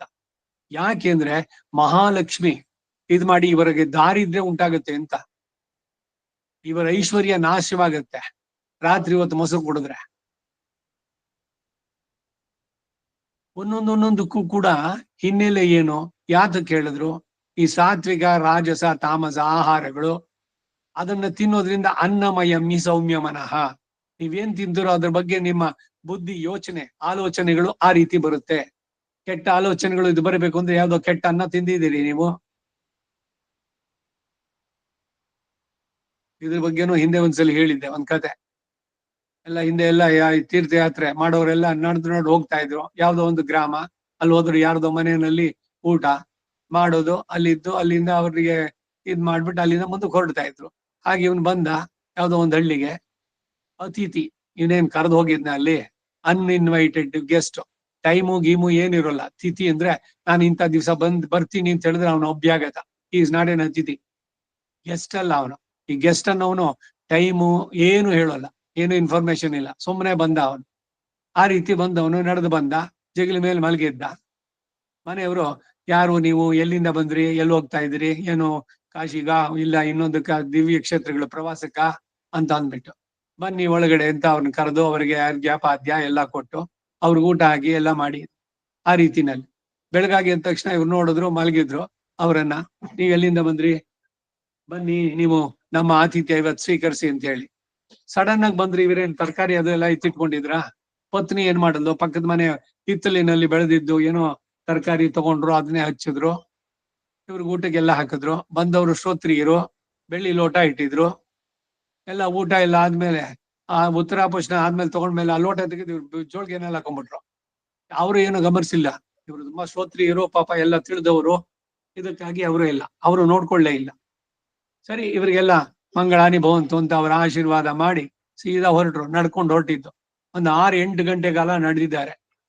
ಮಧ್ಯಾಹ್ನದ ಕಾಲಕ್ಕೋ ಸಾಯಂಕಾಲಕ್ಕೋ ಅಲ್ಲಿ ಬಂದಾಗ ಸಂಧ್ಯಾ ಕಾಲ, ಸಂಧ್ಯಾವನ್ನೇ ಮಾಡೋದಕ್ಕೆ ಹೋದ್ರು. ಯಾವುದೋ ಒಂದು ಚಿಕ್ಕ ನದಿನೋ ತೊರೆನೋ ಇತ್ತು, ಅಲ್ಲಿ ಕೈ ಕಾಲು ತೊಳ್ಕೊಂಡು ಜೋಳಿಗೆ ಕೈ ಹಾಕಿದ್ರೆ ಬೆಳ್ಳಿ ಲೋಟ. ಈ ಬೆಳ್ಳಿ ಲೋಟ ಯಾಕೆ ತಗೊಂಬಂದೆ ನಾನು? ಅವ್ರಿಗೆ ಆಶ್ಚರ್ಯ. ಯಾರು? ಆ ಶ್ರೋತ್ರಿಯರಿಗೆ. ಅವ್ರೇನ್ ಮಾಡಿದ್ರು ಗೊತ್ತಾ, ಅಲ್ಲಿ ಸಂಧ್ಯಾ ಒಂದೇ ಮುಗಿಸಿದ್ರು, ಮತ್ತೆ ಮುಂದಕ್ಕೆ ಹೋಗ್ಲಿಲ್ಲ. ಹಿಂದೆ ವಾಪಸ್ 8 ಗಂಟೆ ನಾಡದು ಬಂದ್ರು ಇವ್ರ ಮನೆಗೆ. ಹಿಂದಿನ ದಿವ್ಸ ಇವ್ರ ಮನೆಯಲ್ಲಿ ಊಟ ಮಾಡಿದ್ದು, ಮಾರನೇ ದಿವ್ಸ ಬೆಳಗ್ಗೆ ಮತ್ತೆ ಪ್ರತ್ಯಕ್ಷ ಅವ್ರ ಮನೆ ಬಂದ್ಬಿಟ್ಟು, ಅವ್ರು ನೋಡಿ ಇದು ನಿಮ್ ಬೆಳ್ಳಿ ಲೋಟ ತಗೊಳ್ಳಿ ಅಂತ ಹೇಳಿ ಅದು ಕೊಡೋಕ್ ಬಂದೆ ನಾನು ವಾಪಸ್ಸು. ನನಗೆ ಒಂದು ಕ್ಲಾರಿಫಿಕೇಶನ್ ಬೇಕು. ನಿನ್ನೆ ನೀವು ನನ್ಗೆ ಊಟ ಹಾಕಿದ್ರಲ್ಲ, ಅದು ಎಲ್ಲಿಂದ ನೀವು ಸಂಪಾದಿಸಿದ್ದು ಅಂತ ಕೇಳಿದ್ರು ಅವ್ರು. ಯಜಮಾನ ಹೇಳ್ದ, ಮನೆಯಲ್ಲಿ ಇತ್ತಲ್ಲ ಧಾನ್ಯಗಳು ಇದೆಲ್ಲ ಅಂತ. ಆಮೇಲೆ ಪತ್ನಿ ಕೇಳ್ದ, ಏನಾಯ್ತು? ಅಯ್ಯೋ, ಅವ್ರು ಬಂದಿದ್ರು, ಏನೂ ಇರ್ಲಿಲ್ವಲ್ಲ ತರಕಾರಿ, ಅದಕ್ಕೆ ಪಕ್ಕದ ಮನೆಯಲ್ಲಿ ಹಿತ್ಲಲ್ಲಿ ಬಿಟ್ಟಿದ್ದು ತರಕಾರಿ ತಗೊಂಡೆ ಮಾಡಿದೆ. ಅದು ಕೇಳಿದ್ಯಾ ಅವ್ರನ್ನ? ಕೇಳದೆ ಇದ್ರೆ ಏನಾಗುತ್ತೆ? ಅದು ಕಳ್ಳತನ ಮಾಡಿದ್ದು. ಕಳ್ಳತನದಿಂದ ಅವ್ರ ಮನೆಯಲ್ಲಿ ಬೆಳೆದಿದ್ದ ತರಕಾರಿ, ನೀರಾಕಿ ಬೆಳೆಸಿದವ್ರು ಅವರು. ಆ ತರಕಾರಿನ ತಗೊಂಡ್ಬಂದು ಹಚ್ಬಿಟ್ಟು ಇವರು ಮಾಡಿಬಿಟ್ಟು ಪಾಕ ಮಾಡಿ ಇವ್ರಿಗೆ ಬಡಿಸಿದ್ರು. ಆ ಕದ್ದ ತರಕಾರಿ ತಿಂದಿದ್ರಿಂದ ಇವರ ಮನಸ್ಸಿನಲ್ಲಿ ಆ ಬೆಳ್ಳಿ ಲೋಟ ಕದಿಬೇಕು ಅನ್ನೋ ಮನಸ್ಸು ಬಂತು. ಅನ್ನಮಯಮ್ಮಿ ಸೌಮ್ಯ ಮನಃ, ಎಷ್ಟು ತೀವ್ರ ಅನ್ನೋದಕ್ಕೆ ಹೇಳ್ತಾ ಇದ್ದೀನಿ ನೋಡಿ. ಇದು ಅದಕ್ಕಾಗೇನೆ ಹಿಂದೆ ಒಂದ್ಸಲಿ ಹೇಳಿದ್ರು, ಅದನ್ನ ಮತ್ತೆ ಹೇಳಿದ್ವಿ. ಎಷ್ಟು ಮುಖ್ಯವಾಗತ್ತೆ. ನಾವು ಏನ್ ತಿಂತೀವೋ ಆ ರೀತಿ ನಮ್ಮ ಚಿಂತನೆಗಳು ನಡೆಯುತ್ತೆ. ಅವ್ರು ಹೇಳಿದ್ರು, ನಾನು 8 ಗಂಟೆ ಮುಂದೆ ಹೊರಟೋಗಿದ್ದೆ, ಮತ್ತೆ ವಾಪಸ್ ಇದನ್ನ ಕೊಡೋದಕ್ಕಾಗಿ ನಿಮ್ ಮನೆಗೆ ಬಂದೆ ಅಂತ. ಅಂದ್ರೆ ಏನು? ಅವಳು ಪತ್ನಿಯಾದವಳು ಹಾಗೆ ಒಂದ್ ವೇಳೆ ತರಕಾರಿ ತಗೊಳ್ಳೋದಾದ್ರೆ ಬೇಗ ಪಕ್ಕದ ಮನೆಗೆ ಹೋಗಿ, ಅಮ್ಮ ನಿಮ್ಮನೆ ಹಿತ್ತಲಲ್ಲಿ ತರಕಾರಿ ಬೆಳೆದಿದೆಯಲ್ಲ, ನಮ್ಗೆ ಯಾರೋ ಅತಿಥಿಗಳು ಬಂದಿದ್ದಾರೆ, ಅತಿಥಿಗಳೇ ಬಂದಿದ್ದಾರೆ, ಅವ್ರನ್ನ ಆಧರಿಸೋದಕ್ಕಾಗಿ ನಾನು ಒಂಚೂರು ತಗೊಳ್ತೀನಿ ಅಂತ ಅವರಿಂದ ಯಾಚನೆ ಮಾಡಿ ಅದನ್ನು ತಗೊಂಡು ಬಂದ್ ಬಡಿಸಿದ್ರೆ ಈ ರೀತಿ ಅನರ್ಥಗಳಾಗ್ತಿರ್ಲಿಲ್ಲ. ಇವ್ರ ಮನೆ ಬೆಳ್ಳಿ ಲೋಟ ಕದಿಯೋದು ಬುದ್ಧಿ ಅವ್ರಿಗೆ ಬರ್ತಿರ್ಲಿಲ್ಲ. ಅವರು ಸಾತ್ವಿಕರು. ಅಲ್ಲಿ ಆಚಮನ ಮಾಡಿದ ತಕ್ಷಣ ನೋಡಿದ್ರು, ಕೈ ಹಾಕಿದ್ರೆ ಬೆಳ್ಳಿ ಲೋಟ ಬಂತು. ಇದ್ಯಾಕೆ ಅವ್ರ ಮನೆ ನನಗ್ ಬಂತು? ತಗೊಂಡಾಗ ವಾಪಸ್ ಕೊಟ್ರು. ಹೋಗಿದ್ರೆ ಹೊಟ್ಟೆ ಹೋಗ್ಬೋದಿತ್ತಲ್ಲ, ಇನ್ನೇನು ಅವನೇನು ಉಳ್ಕೊಂಡ್ ಬರ್ತಾನ ಇವಾಗ? ಬೆಳ್ಳಿ ಲೋಟ ಇತ್ಕೊಳ್ಳಿ ನನಗೆ ಆಗತ್ತೆ ಅಂತ ಲೋಭ ಇದ್ರೆ ಅದನ್ನು ಇಟ್ಕೋಬೋದಿತ್ತಲ್ಲ. ಆಹಾರ ತಿಂದಿದ್ರಿಂದ ಆ ಮನಸ್ಸು ಆ ಕ್ಷಣ ಉಂಟಾಯ್ತು. ಆದ್ರೆ ಇವರು ಸ್ವಭಾವದಲ್ಲಿ ಎಲ್ಲ ಸಾತ್ವಿಕವಾಗಿ ಇಟ್ಕೊಂಡಿದ್ರಿಂದ ಇದನ್ನ ವಾಪಸ್ ಅವ್ರಿಗೆ ತಲುಪಿಸ್ಬೇಕು ಅನ್ನೋದು ಕೂಡ ಬಂತು. ಈ ಕಾರಣದಿಂದಾನೇನೆ ನಿಮ್ಮ ಮನೆ ಪಕ್ಕದಲ್ಲೇನೆ ಗಿಡ ಎಲ್ಲ ಚೆನ್ನಾಗಿ ಬಿಟ್ಟಿದೆ ಅಂತಂದ್ರೆ ಅವ್ರನ್ನ ಕೇಳ್ಬಿಟ್ಟು, ಅಮ್ಮ ನಿಮ್ದು ಮನೆ ಜನ ಬೆಳೆಸಿದಿರಿ ಗಿಡನ, 1-2 ಹೂವನ್ನ ಭಗವಂತನ ತಗೊಳ್ತೀನಿ ಅಂತ ಕೇಳ್ಬಿಟ್ಟು ತಗೊಂಡ್ಬರ್ಬೇಕು. ಯಾಚನೆ ಮಾಡಿತ್ತು ಅಂದ್ರೆ ಅದರಿಂದ ದೋಷ ಆಗೋಲ್ಲ. ಕದ್ದು ಬಿಟ್ಟು ತಗೊಂಡ್ಬರೋದು, ಕಾರ್ನಲ್ಲಿ ಹೋಗೋದು, ಎಲ್ಲೋ ಒಂದು ನಿಲ್ಸೋದು, ಉದ್ದಕ್ಕುವೆ ಯಾರ್ದೋ ಗಿಡಗಳು ಚೆನ್ನಾಗಿ ಬೆಳೆಸಿದ್ದಾರೆ, ಒಂದು ಕೊಕ್ಕೆ ಇಟ್ಕೊಂಡ್ಬಿಟ್ಟು ಅವ್ರ ಮನೆಯಿಂದ ಇವ್ರ ಮನೆಯಿಂದ ಎಲ್ಲ ಸಂಗ್ರಹ ಮಾಡಿ ನೀವು ಮನೆಯಲ್ಲಿ ಏನು ವಿವಿಧ ಪುಷ್ಪಗಳಿಂದ ಆಚರಿಸಿ ಮಾಡಿದ್ರಿ ಅಂದ್ರೆ ಆರಾಧನೆನ ಭಗವಂತನಿಗೆ ಇಷ್ಟವಾಗುತ್ತೋ? ಹೇಗೆ ಸಂಪಾದನೆ ಮಾಡಿದ್ರಿ ದ್ರವ್ಯಗಳನ್ನ? ಭಗವದ್ಗೀತೆಯಲ್ಲಿ ಈ ಮಾತನ್ನು ಕೃಷ್ಣ ಹೇಳ್ತಾನೆ, ಒಳ್ಳೆಯ ಮಾರ್ಗದಿಂದ ಸಂಪಾದಿಸಿದ್ದು, ರುಜು ಮಾರ್ಗದಿಂದ ಸಂಪಾದಿಸಿದಂತಹ ಆ ದ್ರವ್ಯಗಳಿಂದ ನೀವು ಪಡೆದು ಅದರಿಂದ ಭಗವಂತನ ಅರ್ಚಿಸ್ಬೇಕೆ ಹೊರತು ಯಾರ್ದೋ ಮೋಸ ಮಾಡಿ ಏನೋ ಒಂದು ಇದ್ ಮಾಡಿ ಅವರಿಂದ ತಂದಿದ್ರಿಂದ ಇವನಿಗೆ ನೀವೆಲ್ಲ ಬೇಕಾದಷ್ಟು ಮಾಡದೆ ಅಂತಂದ್ರೆ ಒಪ್ತಾನೇನು? ಇಲ್ಲ ಇಲ್ಲ, ಇವೆಲ್ಲ ಬಹಳ ಸೂಕ್ಷ್ಮವಾದಂತಹದ್ದು. ಅದರಿಂದ ಕಳ್ಳತನ, ಅದರಿಂದ ಇಂಪ್ಯಾಕ್ಟ್ ಎಷ್ಟಾಗತ್ತೆ, ಆಹಾರ ಸೇವನೆಯಿಂದ ನಿಮ್ಮ ಮನಸ್ಸಿನಲ್ಲಿ ಏನು ಉಂಟಾಗತ್ತೆ, ಎಲ್ಲಕ್ಕೂ ಬರುವಂತಹದ್ದು.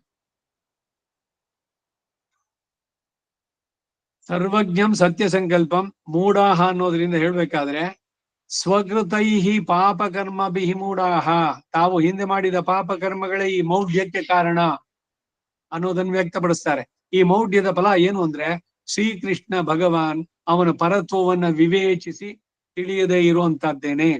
ಆದ್ದರಿಂದ ಪ್ರಾಕೃತ ಮನುಷ್ಯ ಅಂತಾನೆ ಅವರು ಭಾವಿಸಿದ್ರು. ಸ್ವಕೃತೈಹಿ ಪಾಪಕರ್ಮಭಿಹಿ, ತಮ್ಮಿಂದ ಹಿಂದೆ ಮಾಡಲ್ಪಟ್ಟ ಪಾಪಕರ್ಮಗಳಿಂದ ಮೂಢಾಹ ಅಜ್ಞರಾದವರಾಗಿ, ಅವಜಾನಂತಿ ವ್ಯತ್ಯಸ್ತವಾಗಿ ತಿಳಿತಾರೆ. ಯಾವುದು ಭಗವಂತ ಅವನು ಸಾಕ್ಷಾತ್ ಜಗತ್ ಕಾರಣ ಅನ್ನೋದನ್ನ ಬಿಟ್ಟು ಅವನು ಬರೀ ಕಳ್ಳ ಸುಳ್ಳ ಇದೇನೇನೆ. ಇಲ್ಲ ಇನ್ಯಾರನ್ನೋ ಯಾರೋ ಹೇಳಿದ್ರೆ ನೋಡಿ ಇವರು ಇಂಥವ್ರು, ಅಯ್ಯೋ ಇವ್ರು ಗೊತ್ತ್ರಿ ನನಗೆ, ಚಿಕ್ಕ ವಯಸ್ಸಿನಲ್ಲೇನೆ ಅವ್ರ ಬಗ್ಗೆ ಎಲ್ಲ ಕೇಳಿದ್ದೆ. ಚಿಕ್ಕ ವಯಸ್ಸಿನಲ್ಲಿ ಇದ್ದ ಕದ್ಬಿಟ್ಟಿದ್ರು. ಚಿಕ್ಕ ವಯಸ್ಸಿನಲ್ಲಿ ಯಾವ್ದೋ ಒಂದು ಕೆಲಸ ಮಾಡಿದ್ದನ್ನೇ ಯಾವಾಗ್ಲೂ ನೆನ್ಸ್ಕೊಳ್ಬೇಕು. ಆಮೇಲೆ ಅವ್ರು ಒಳ್ಳೆ ಕೆಲಸ ಮಾಡ್ಲೇ ಇಲ್ವಾ? ಈ ಕೆಟ್ಟ ಬುದ್ಧಿಯನ್ನು ಬಿಡಬೇಕು. ಇನ್ನೊಬ್ಬರ ಬಗ್ಗೆ ಅವರ ಗೊತ್ತು ಬಿಡಿ ನನಗೆ, ಅವರಿಷ್ಟೇನೆ. ಏನ್ ಗೊತ್ತು ನಿಮಗೆ? ಸುಮ್ಮನೆ ಇನ್ನೊಬ್ಬರ ಮೇಲೆ ಆರೋಪಣೆ ಮಾಡೋದು ಇದೆಯಲ್ಲ, ಇದನ್ನೇನೆ ಹೇಳೋದು ನಾಶ್ಲೀಲಂ ಕೀರ್ತಯೇತ್ ತೀ ಕುರುಳೈಶ್ ಅನ್ನೋದು.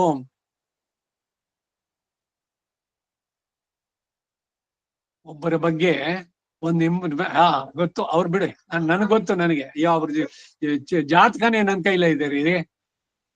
ಏನ್ ಇವನು ಮಹಾ ಸರ್ವಜ್ಞ ಭಗವಂತ, ಇವನೇ ಅವನಿಗೆ ಸಮಾನ. ಈ ರೀತಿ ಹೇಳುವಂತ ಮಾತುಗಳು, ಇನ್ನೊಬ್ಬರ ಬಗ್ಗೆ ಅವರ ಕೆಟ್ಟ ಗುಣಗಳನ್ನು ಅಥವಾ ಏನೋ ವೀಕ್ನೆಸ್ ಇದ್ರೆ ಅದನ್ನ ಎತ್ತಿ ಆಡೋದಿದೆಯಲ್ಲ, ಇದು ಇನ್ನೊಂದಷ್ಟು ಇವ್ರ ಜೊತೆಗೆ ಸೇರ್ತೀವಿ ನಾವು ದುರ್ಯೋಧನ ಗೋಷ್ಠಿಗೆ. ದುರ್ಯೋಧನ ಗೋಷ್ಠಿಗೆ ಸೇರ್ಕೊಳ್ಬೇಕು ಅಂತ ಇಷ್ಟ ಇದ್ರೆ ಇನ್ನೊಬ್ಬರ ಮೇಲೆ ಟೀಕೆ ಮಾಡ್ಬೇಕು. ಎಲ್ಲೆಲ್ಲಿ ಹೋದ್ರು ಬರೀ ತಪ್ಕೊಂಡು ಹಿಡಿಯೋದು, ಇವುಗಳೆಲ್ಲ ಮಾಡಿದ್ರೆ ಅಂತ ಜನಗಳ ಜೊತೆಗೆ ಸೇರ್ತೀವಿ. ಅವಜಾನಂತಿ ವ್ಯತ್ಯಾಸವಾಗಿ ತಿಳಿತಾರೆ, ಯಥಾರ್ಥವಾಗಿ ತಿಳಿರ್ಲಿಲ್ಲ ಅವರು. ಪ್ರಾಕೃತ ಮನುಷ್ಯ ಸಮಮ್ಮನ್ಯಂತೆ, ಸಾಧಾರಣ ಮನುಷ್ಯನಿಗೆ ಸಮನಾಗಿ ನನ್ನನ್ನು ತಿಳಿತಾರೆ. ಮುಂದೆ ಪರಂಭಾವಮ ಜಾನಂತಹ ಅನ್ನೋದಕ್ಕೆ ಭಾಷೆಯನ್ನು ಬರೀತಾರೆ.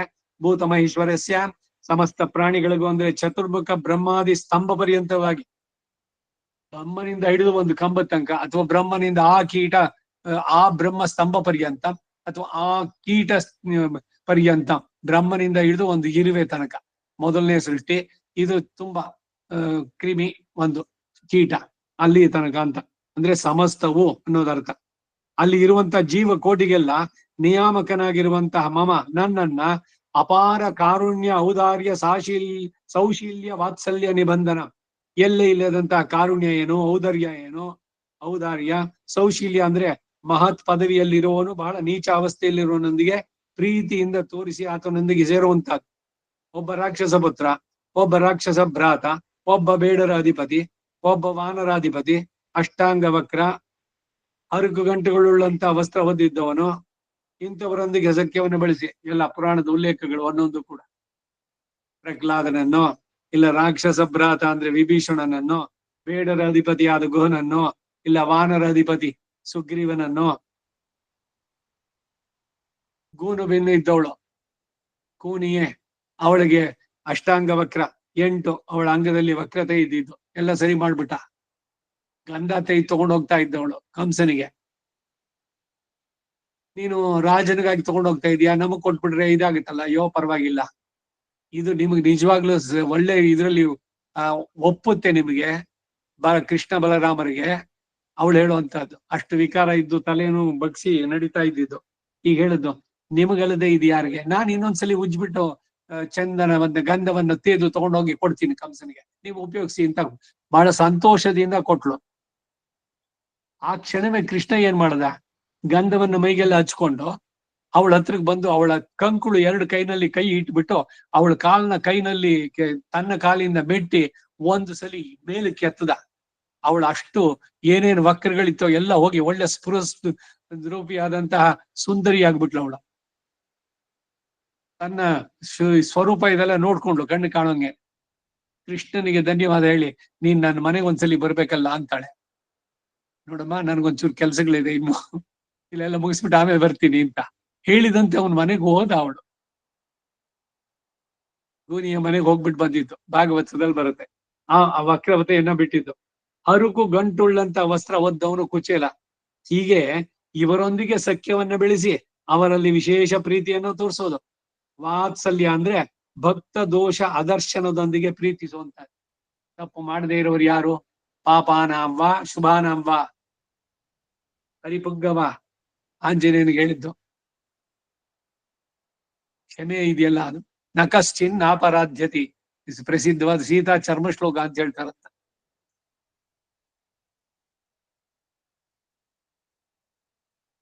ಇಂತಹ ಆಶ್ರಯ ಉಪಯುಕ್ತ ಗುಣಗಳನ್ನ ಉಳ್ಳೋಣವೇ ನಿಬಂಧನಮ ಧರ್ಮವಾಗಿ ಉಳ್ಳಂತಹ ಮನುಷ್ಯತ್ವ ಸಮಾಶ್ರಯಣ ಲಕ್ಷಣ.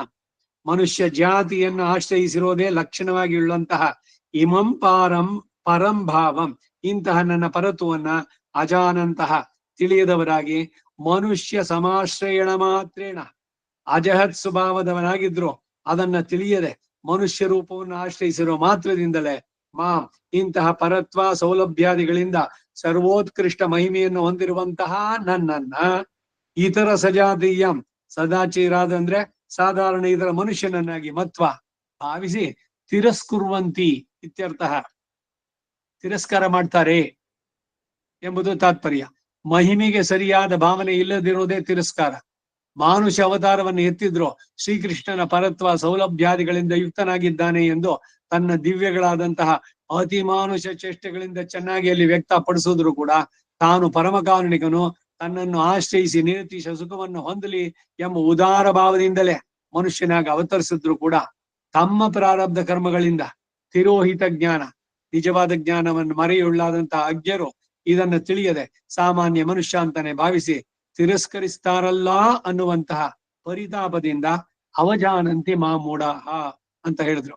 ಇಲ್ಲಿ ತಿರಸ್ಕರುವಂತೆ ಎಂಬ ವ್ಯಾಖ್ಯಾನಕ್ಕೆ ಮೂಲದಲ್ಲಿ ಅವಕಾಶ ಉಂಟು ಅಂದ್ರೆ ಭೂತ ಮಹೇಶ್ವರನಾದ ತನ್ನ ಪರಭಾವವನ್ನು ಯಾವಾಗ ತಿಳಿದೇ ಹೋದ್ರೋ ಆಗ ತನ್ನ ಮಹಾತ್ಮಗೆ ಸರಿಯಾದ ಅವರಲ್ಲಿ ಪ್ರವೃತ್ತಿ ಇಲ್ಲದೆ ಇರೋದೇ ತಿರಸ್ಕಾರ ಎಂಬ ಭಾವ.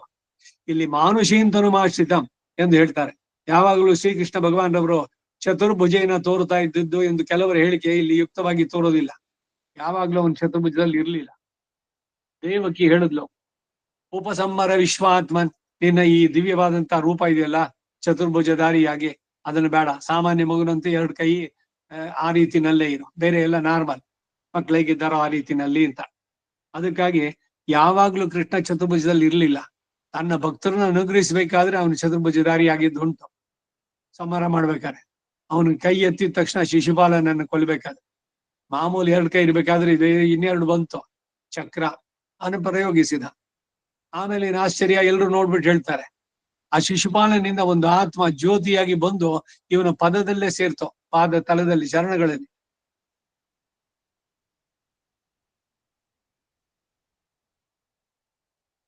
ಯಾವ ಮಹಾನುಭಾವರಿಗೆ ಚತುರ್ಭುಜತ್ವೇನ ತಾವು ಪ್ರಸನ್ನರಾಗಬೇಕೋ ಅಂತವರಿಗೆ ಹಾಗೆ ತೋರ್ತಾ ಇದ್ದ. ಮಿಕ್ಕವರಿಗೆಲ್ಲ ಈ ಅಲೌಕಿಕವಾದ ರೂಪದಿಂದಲೇ ಅಂದ್ರೆ ಎಲ್ಲ ಮನುಷ್ಯರೇ ಹಾಗೇನೆ ದ್ವಿಭುಜತ್ವೇನ ಇರುತ್ತಿದ್ರು ಅಂತ ಹೇಳಿಕೋ ಯುಕ್ತವಲ್ಲವೇ ಅಂತ ಕೇಳ್ಬೇಕಾಗುತ್ತೆ. ಆದ್ದರಿಂದ ದೇಶಿಗರು ತಾತ್ಪರ್ಯ ಚಂದ್ರಿಕೆಯಲ್ಲಿ ಮಾನುಷೀಂ ಅನ್ನೋದಕ್ಕೆ ಮನುಷ್ಯ ಜಾತೀಯ ಸನ್ನಿವೇಶವತೀಂ ಅಂತ ಭಾಷೆಯನ್ನು ಬರೆದಿದ್ದಾರೆ. ಮನುಷ್ಯನ ಅವಯವ ಸಂಘಾತ ಹೇಗೋ ಹಾಗೆ ಎಂಬ ಭಾವದಿಂದ ಮಾನುಷೀಂ ತನುಂ ಎಂಬ ಭಾವ. ಹಾಗಿದ್ರು ಹಿಂದೆ ಅವತಾರ ರಹಸ್ಯವನ್ನು ಉಪಪಾದಿಸಿರುವಂತಹ ವೈಲಕ್ಷಣ್ಯ ಉಳ್ಳದ್ದು ಎಂದು ಭಾವಿಸ್ತಕ್ಕದ್ದು. ಹೇಗೆಂದ್ರೆ ಸುವರ್ಣದ ಮತ್ತು ಕಬ್ಬಿಣದ ಘಟಗಳೆರಡಕ್ಕೂ ಆಕಾರದಲ್ಲಿ ಸಾಮ್ಯ ಇದ್ದು ಕೂಡ ಸುವರ್ಣಕ್ಕೆ ಉತ್ಕೃಷ್ಟತೆ, ಅಯಸ್ಸಿಗೆ ಅಂತಂದ್ರೆ ಅಯಸ ಅಂತಂದ್ರೆ ಕಬ್ಬಿಣದಕ್ಕೆ ನಿಕೃಷ್ಟತೆ. ಈಗ ಚಿನ್ನದ್ದು ಒಂದು ಪಾತ್ರೆ ಕಬ್ಬಿಣದ್ದು ಎರಡು ಇಟ್ರೆ ಇದು ಪಳಪಳ ಅಂತ ಹೊಳೆಯುತ್ತೆ ಚಿನ್ನದ್ದು, ಅದು ಕಪ್ಪಿದಲ್ಲಿ ಹೊಳಿತಾ ಇದೆ. ಯಾರು ಆರಿಸ್ಕೊಳ್ತಾರೆ, ಚಿನ್ನದ್ದು ಇಲ್ಲ ಕಬ್ಬಿಣದ್ದು? ಹಾಗೆ ಅಯಸ್ಸು ಪಾತ್ರ ಅಂದ್ರೆ ಅದು ಕಬ್ಬಿಣದ ಪಾತ್ರೆಗೆ ನಿಕೃಷ್ಟತೆ. ಹೇಗೆ ತಪ್ಪಿದ್ದಲ್ವೋ ಹಾಗೆ ಇಲ್ಲಿಯೂ ಅಂತ ಭಾವಿಸ್ಬೇಕು ಅಂತ. ಇದಿಷ್ಟು 11ನೇ ಅಧ್ಯಾಯಕ್ಕೆ ರಾಮಾನುಜರ ಭಾಷ್ಯ, ಅದರ ಅರ್ಥ. ಇನ್ನು 12ನೇ ಅಧ್ಯಾಯವನ್ನ ಮುಂದಿನ ವಾರ ನೋಡೋಣ. ವಸುದೇವ ಸುತಂ ದೇವಂ ಕಂಸ ಚಾಡೂರಮರ್ದನಂ ದೇವಕೀ ಪರಮಾನಂದಂ ಕೃಷ್ಣಂ ವಂದೇ ಜಗದ್ಗುರುಂ ಅತಸಿ ಪುಷ್ಪ ಸಂಕಾಶಂ ಹಾರನೂಪುರಶೋಭಿತಂ ರತ್ನ ಕಂಗಣ ಕೇಯೂರಂ ಕೃಷ್ಣಂ ವಂದೇ ಜಗದ್ಗುರುಂ ಕುಟಿಲಾಲಕ ಸಂಯುಕ್ತಂ ಪೂರ್ಣಚಂದ್ರ ನಿಭಾನನಂ ವಿಲಸತ್ಕುಂಡಲಧರಂ ದೇವಂ ಕೃಷ್ಣಂ ವಂದೇ ಜಗದ್ಗುರುಂ ಮಂದಾರಗಂಧ ಸಂಯುಕ್ತಂ ಚಾರುಹಾಸಂ ಚತುರ್ಭುಜಂ ಬರ್ಹಿ ಪಿಂಚಾವಚೂಡಾಂಗಂ ಕೃಷ್ಣಂ ವಂದೇ ಜಗದ್ಗುರುಂ ಗೋಪಿಕಾನಾಂಗುಜದ್ವಂದ್ವಂ ಕುಂಕುಮಂಕಿತವಕ್ಷಸಂ ಶ್ರೀನಿಕೇತಂ ಮಹಿಶ್ವಾಸಂ ಕೃಷ್ಣಂ ವಂದೇ ಜಗದ್ಗುರುಂ ಶ್ರೀವತ್ಸಾಂಗಂ ಮಹೋರಸ್ಕಂ ವನಮಾಲಾ ವಿರಾಜಿತಂ ಶಂಖಚಕ್ರಧರಂ ದೇವಂ ಕೃಷ್ಣಂ ವಂದೇ ಜಗದ್ಗುರುಂ ಕೃಷ್ಣಾಷ್ಟಕಮಿದಂ ಪುಣ್ಯಂ ಪ್ರಾತರುತ್ಥಾಯ ಪಡೇತ್ ಕೋಟಿ ಜನ್ಮಗತಂ ಪಾಪಂ ಸ್ಮರಣೇನ ವಿನಶ್ಯತಿ. ಕವಿತಾರ್ಕಿಕ ಸಿಂಹಾಯ ಕಲ್ಯಾಣ ಗುಣಶಾಲಿನೇ ಶ್ರೀಮತೆ ವೆಂಕಟೇಶಾಯ ವೇದಾಂತ ಗುರವೇ ನಮಃ. ವಾದಿದ್ವಿಪ ಶಿರೋಭಂಗ ಪಂಚಾನನ ಪರಾಕ್ರಮಃ ಶ್ರೀಮಾನ್ ವೆಂಕಟನಾಥಾರ್ಯ ಸ್ಥಿರಂ ವಿಜಯತಾಂ ಭವಿ. ಶ್ರೀಮತೆ ನಿಗಮಾಂತ ಮಹಾದೇಶಿಕಾಯ ನಮಃ. ಮೋಸ್ಟ್ಲಿ ಇವತ್ತು ಆಗೋದೇ ಇಲ್ಲ ಅಂತ ಅನ್ಕೊಂಡಿದ್ದೆ. ಇಂಟರ್ನೆಟ್ ಬರ್ಲಿಲ್ಲ, ಸರಿ ಏನು ಇನ್ನೊಂದ್ ಸ್ವಲ್ಪ ನೋಡೋದು ಬರ್ದಿದ್ರೆ ಅಷ್ಟೇ. ಭಗವಂತನ ಸಂಕಲ್ಪ ಅಂತ ಏನು ಭಗವಂತ ಮಾಡಿಕೊಟ್ಟ, ಆ ಚಿಂತನೆ ಮುಂದುವರಿತು, ಅದು ಅವನಿಗೆ ಸಮರ್ಪಿತ. ಸರ್ವಂ ಶ್ರೀ ವಾಸುದೇವಾರ್ಪಣಮಸ್ತು.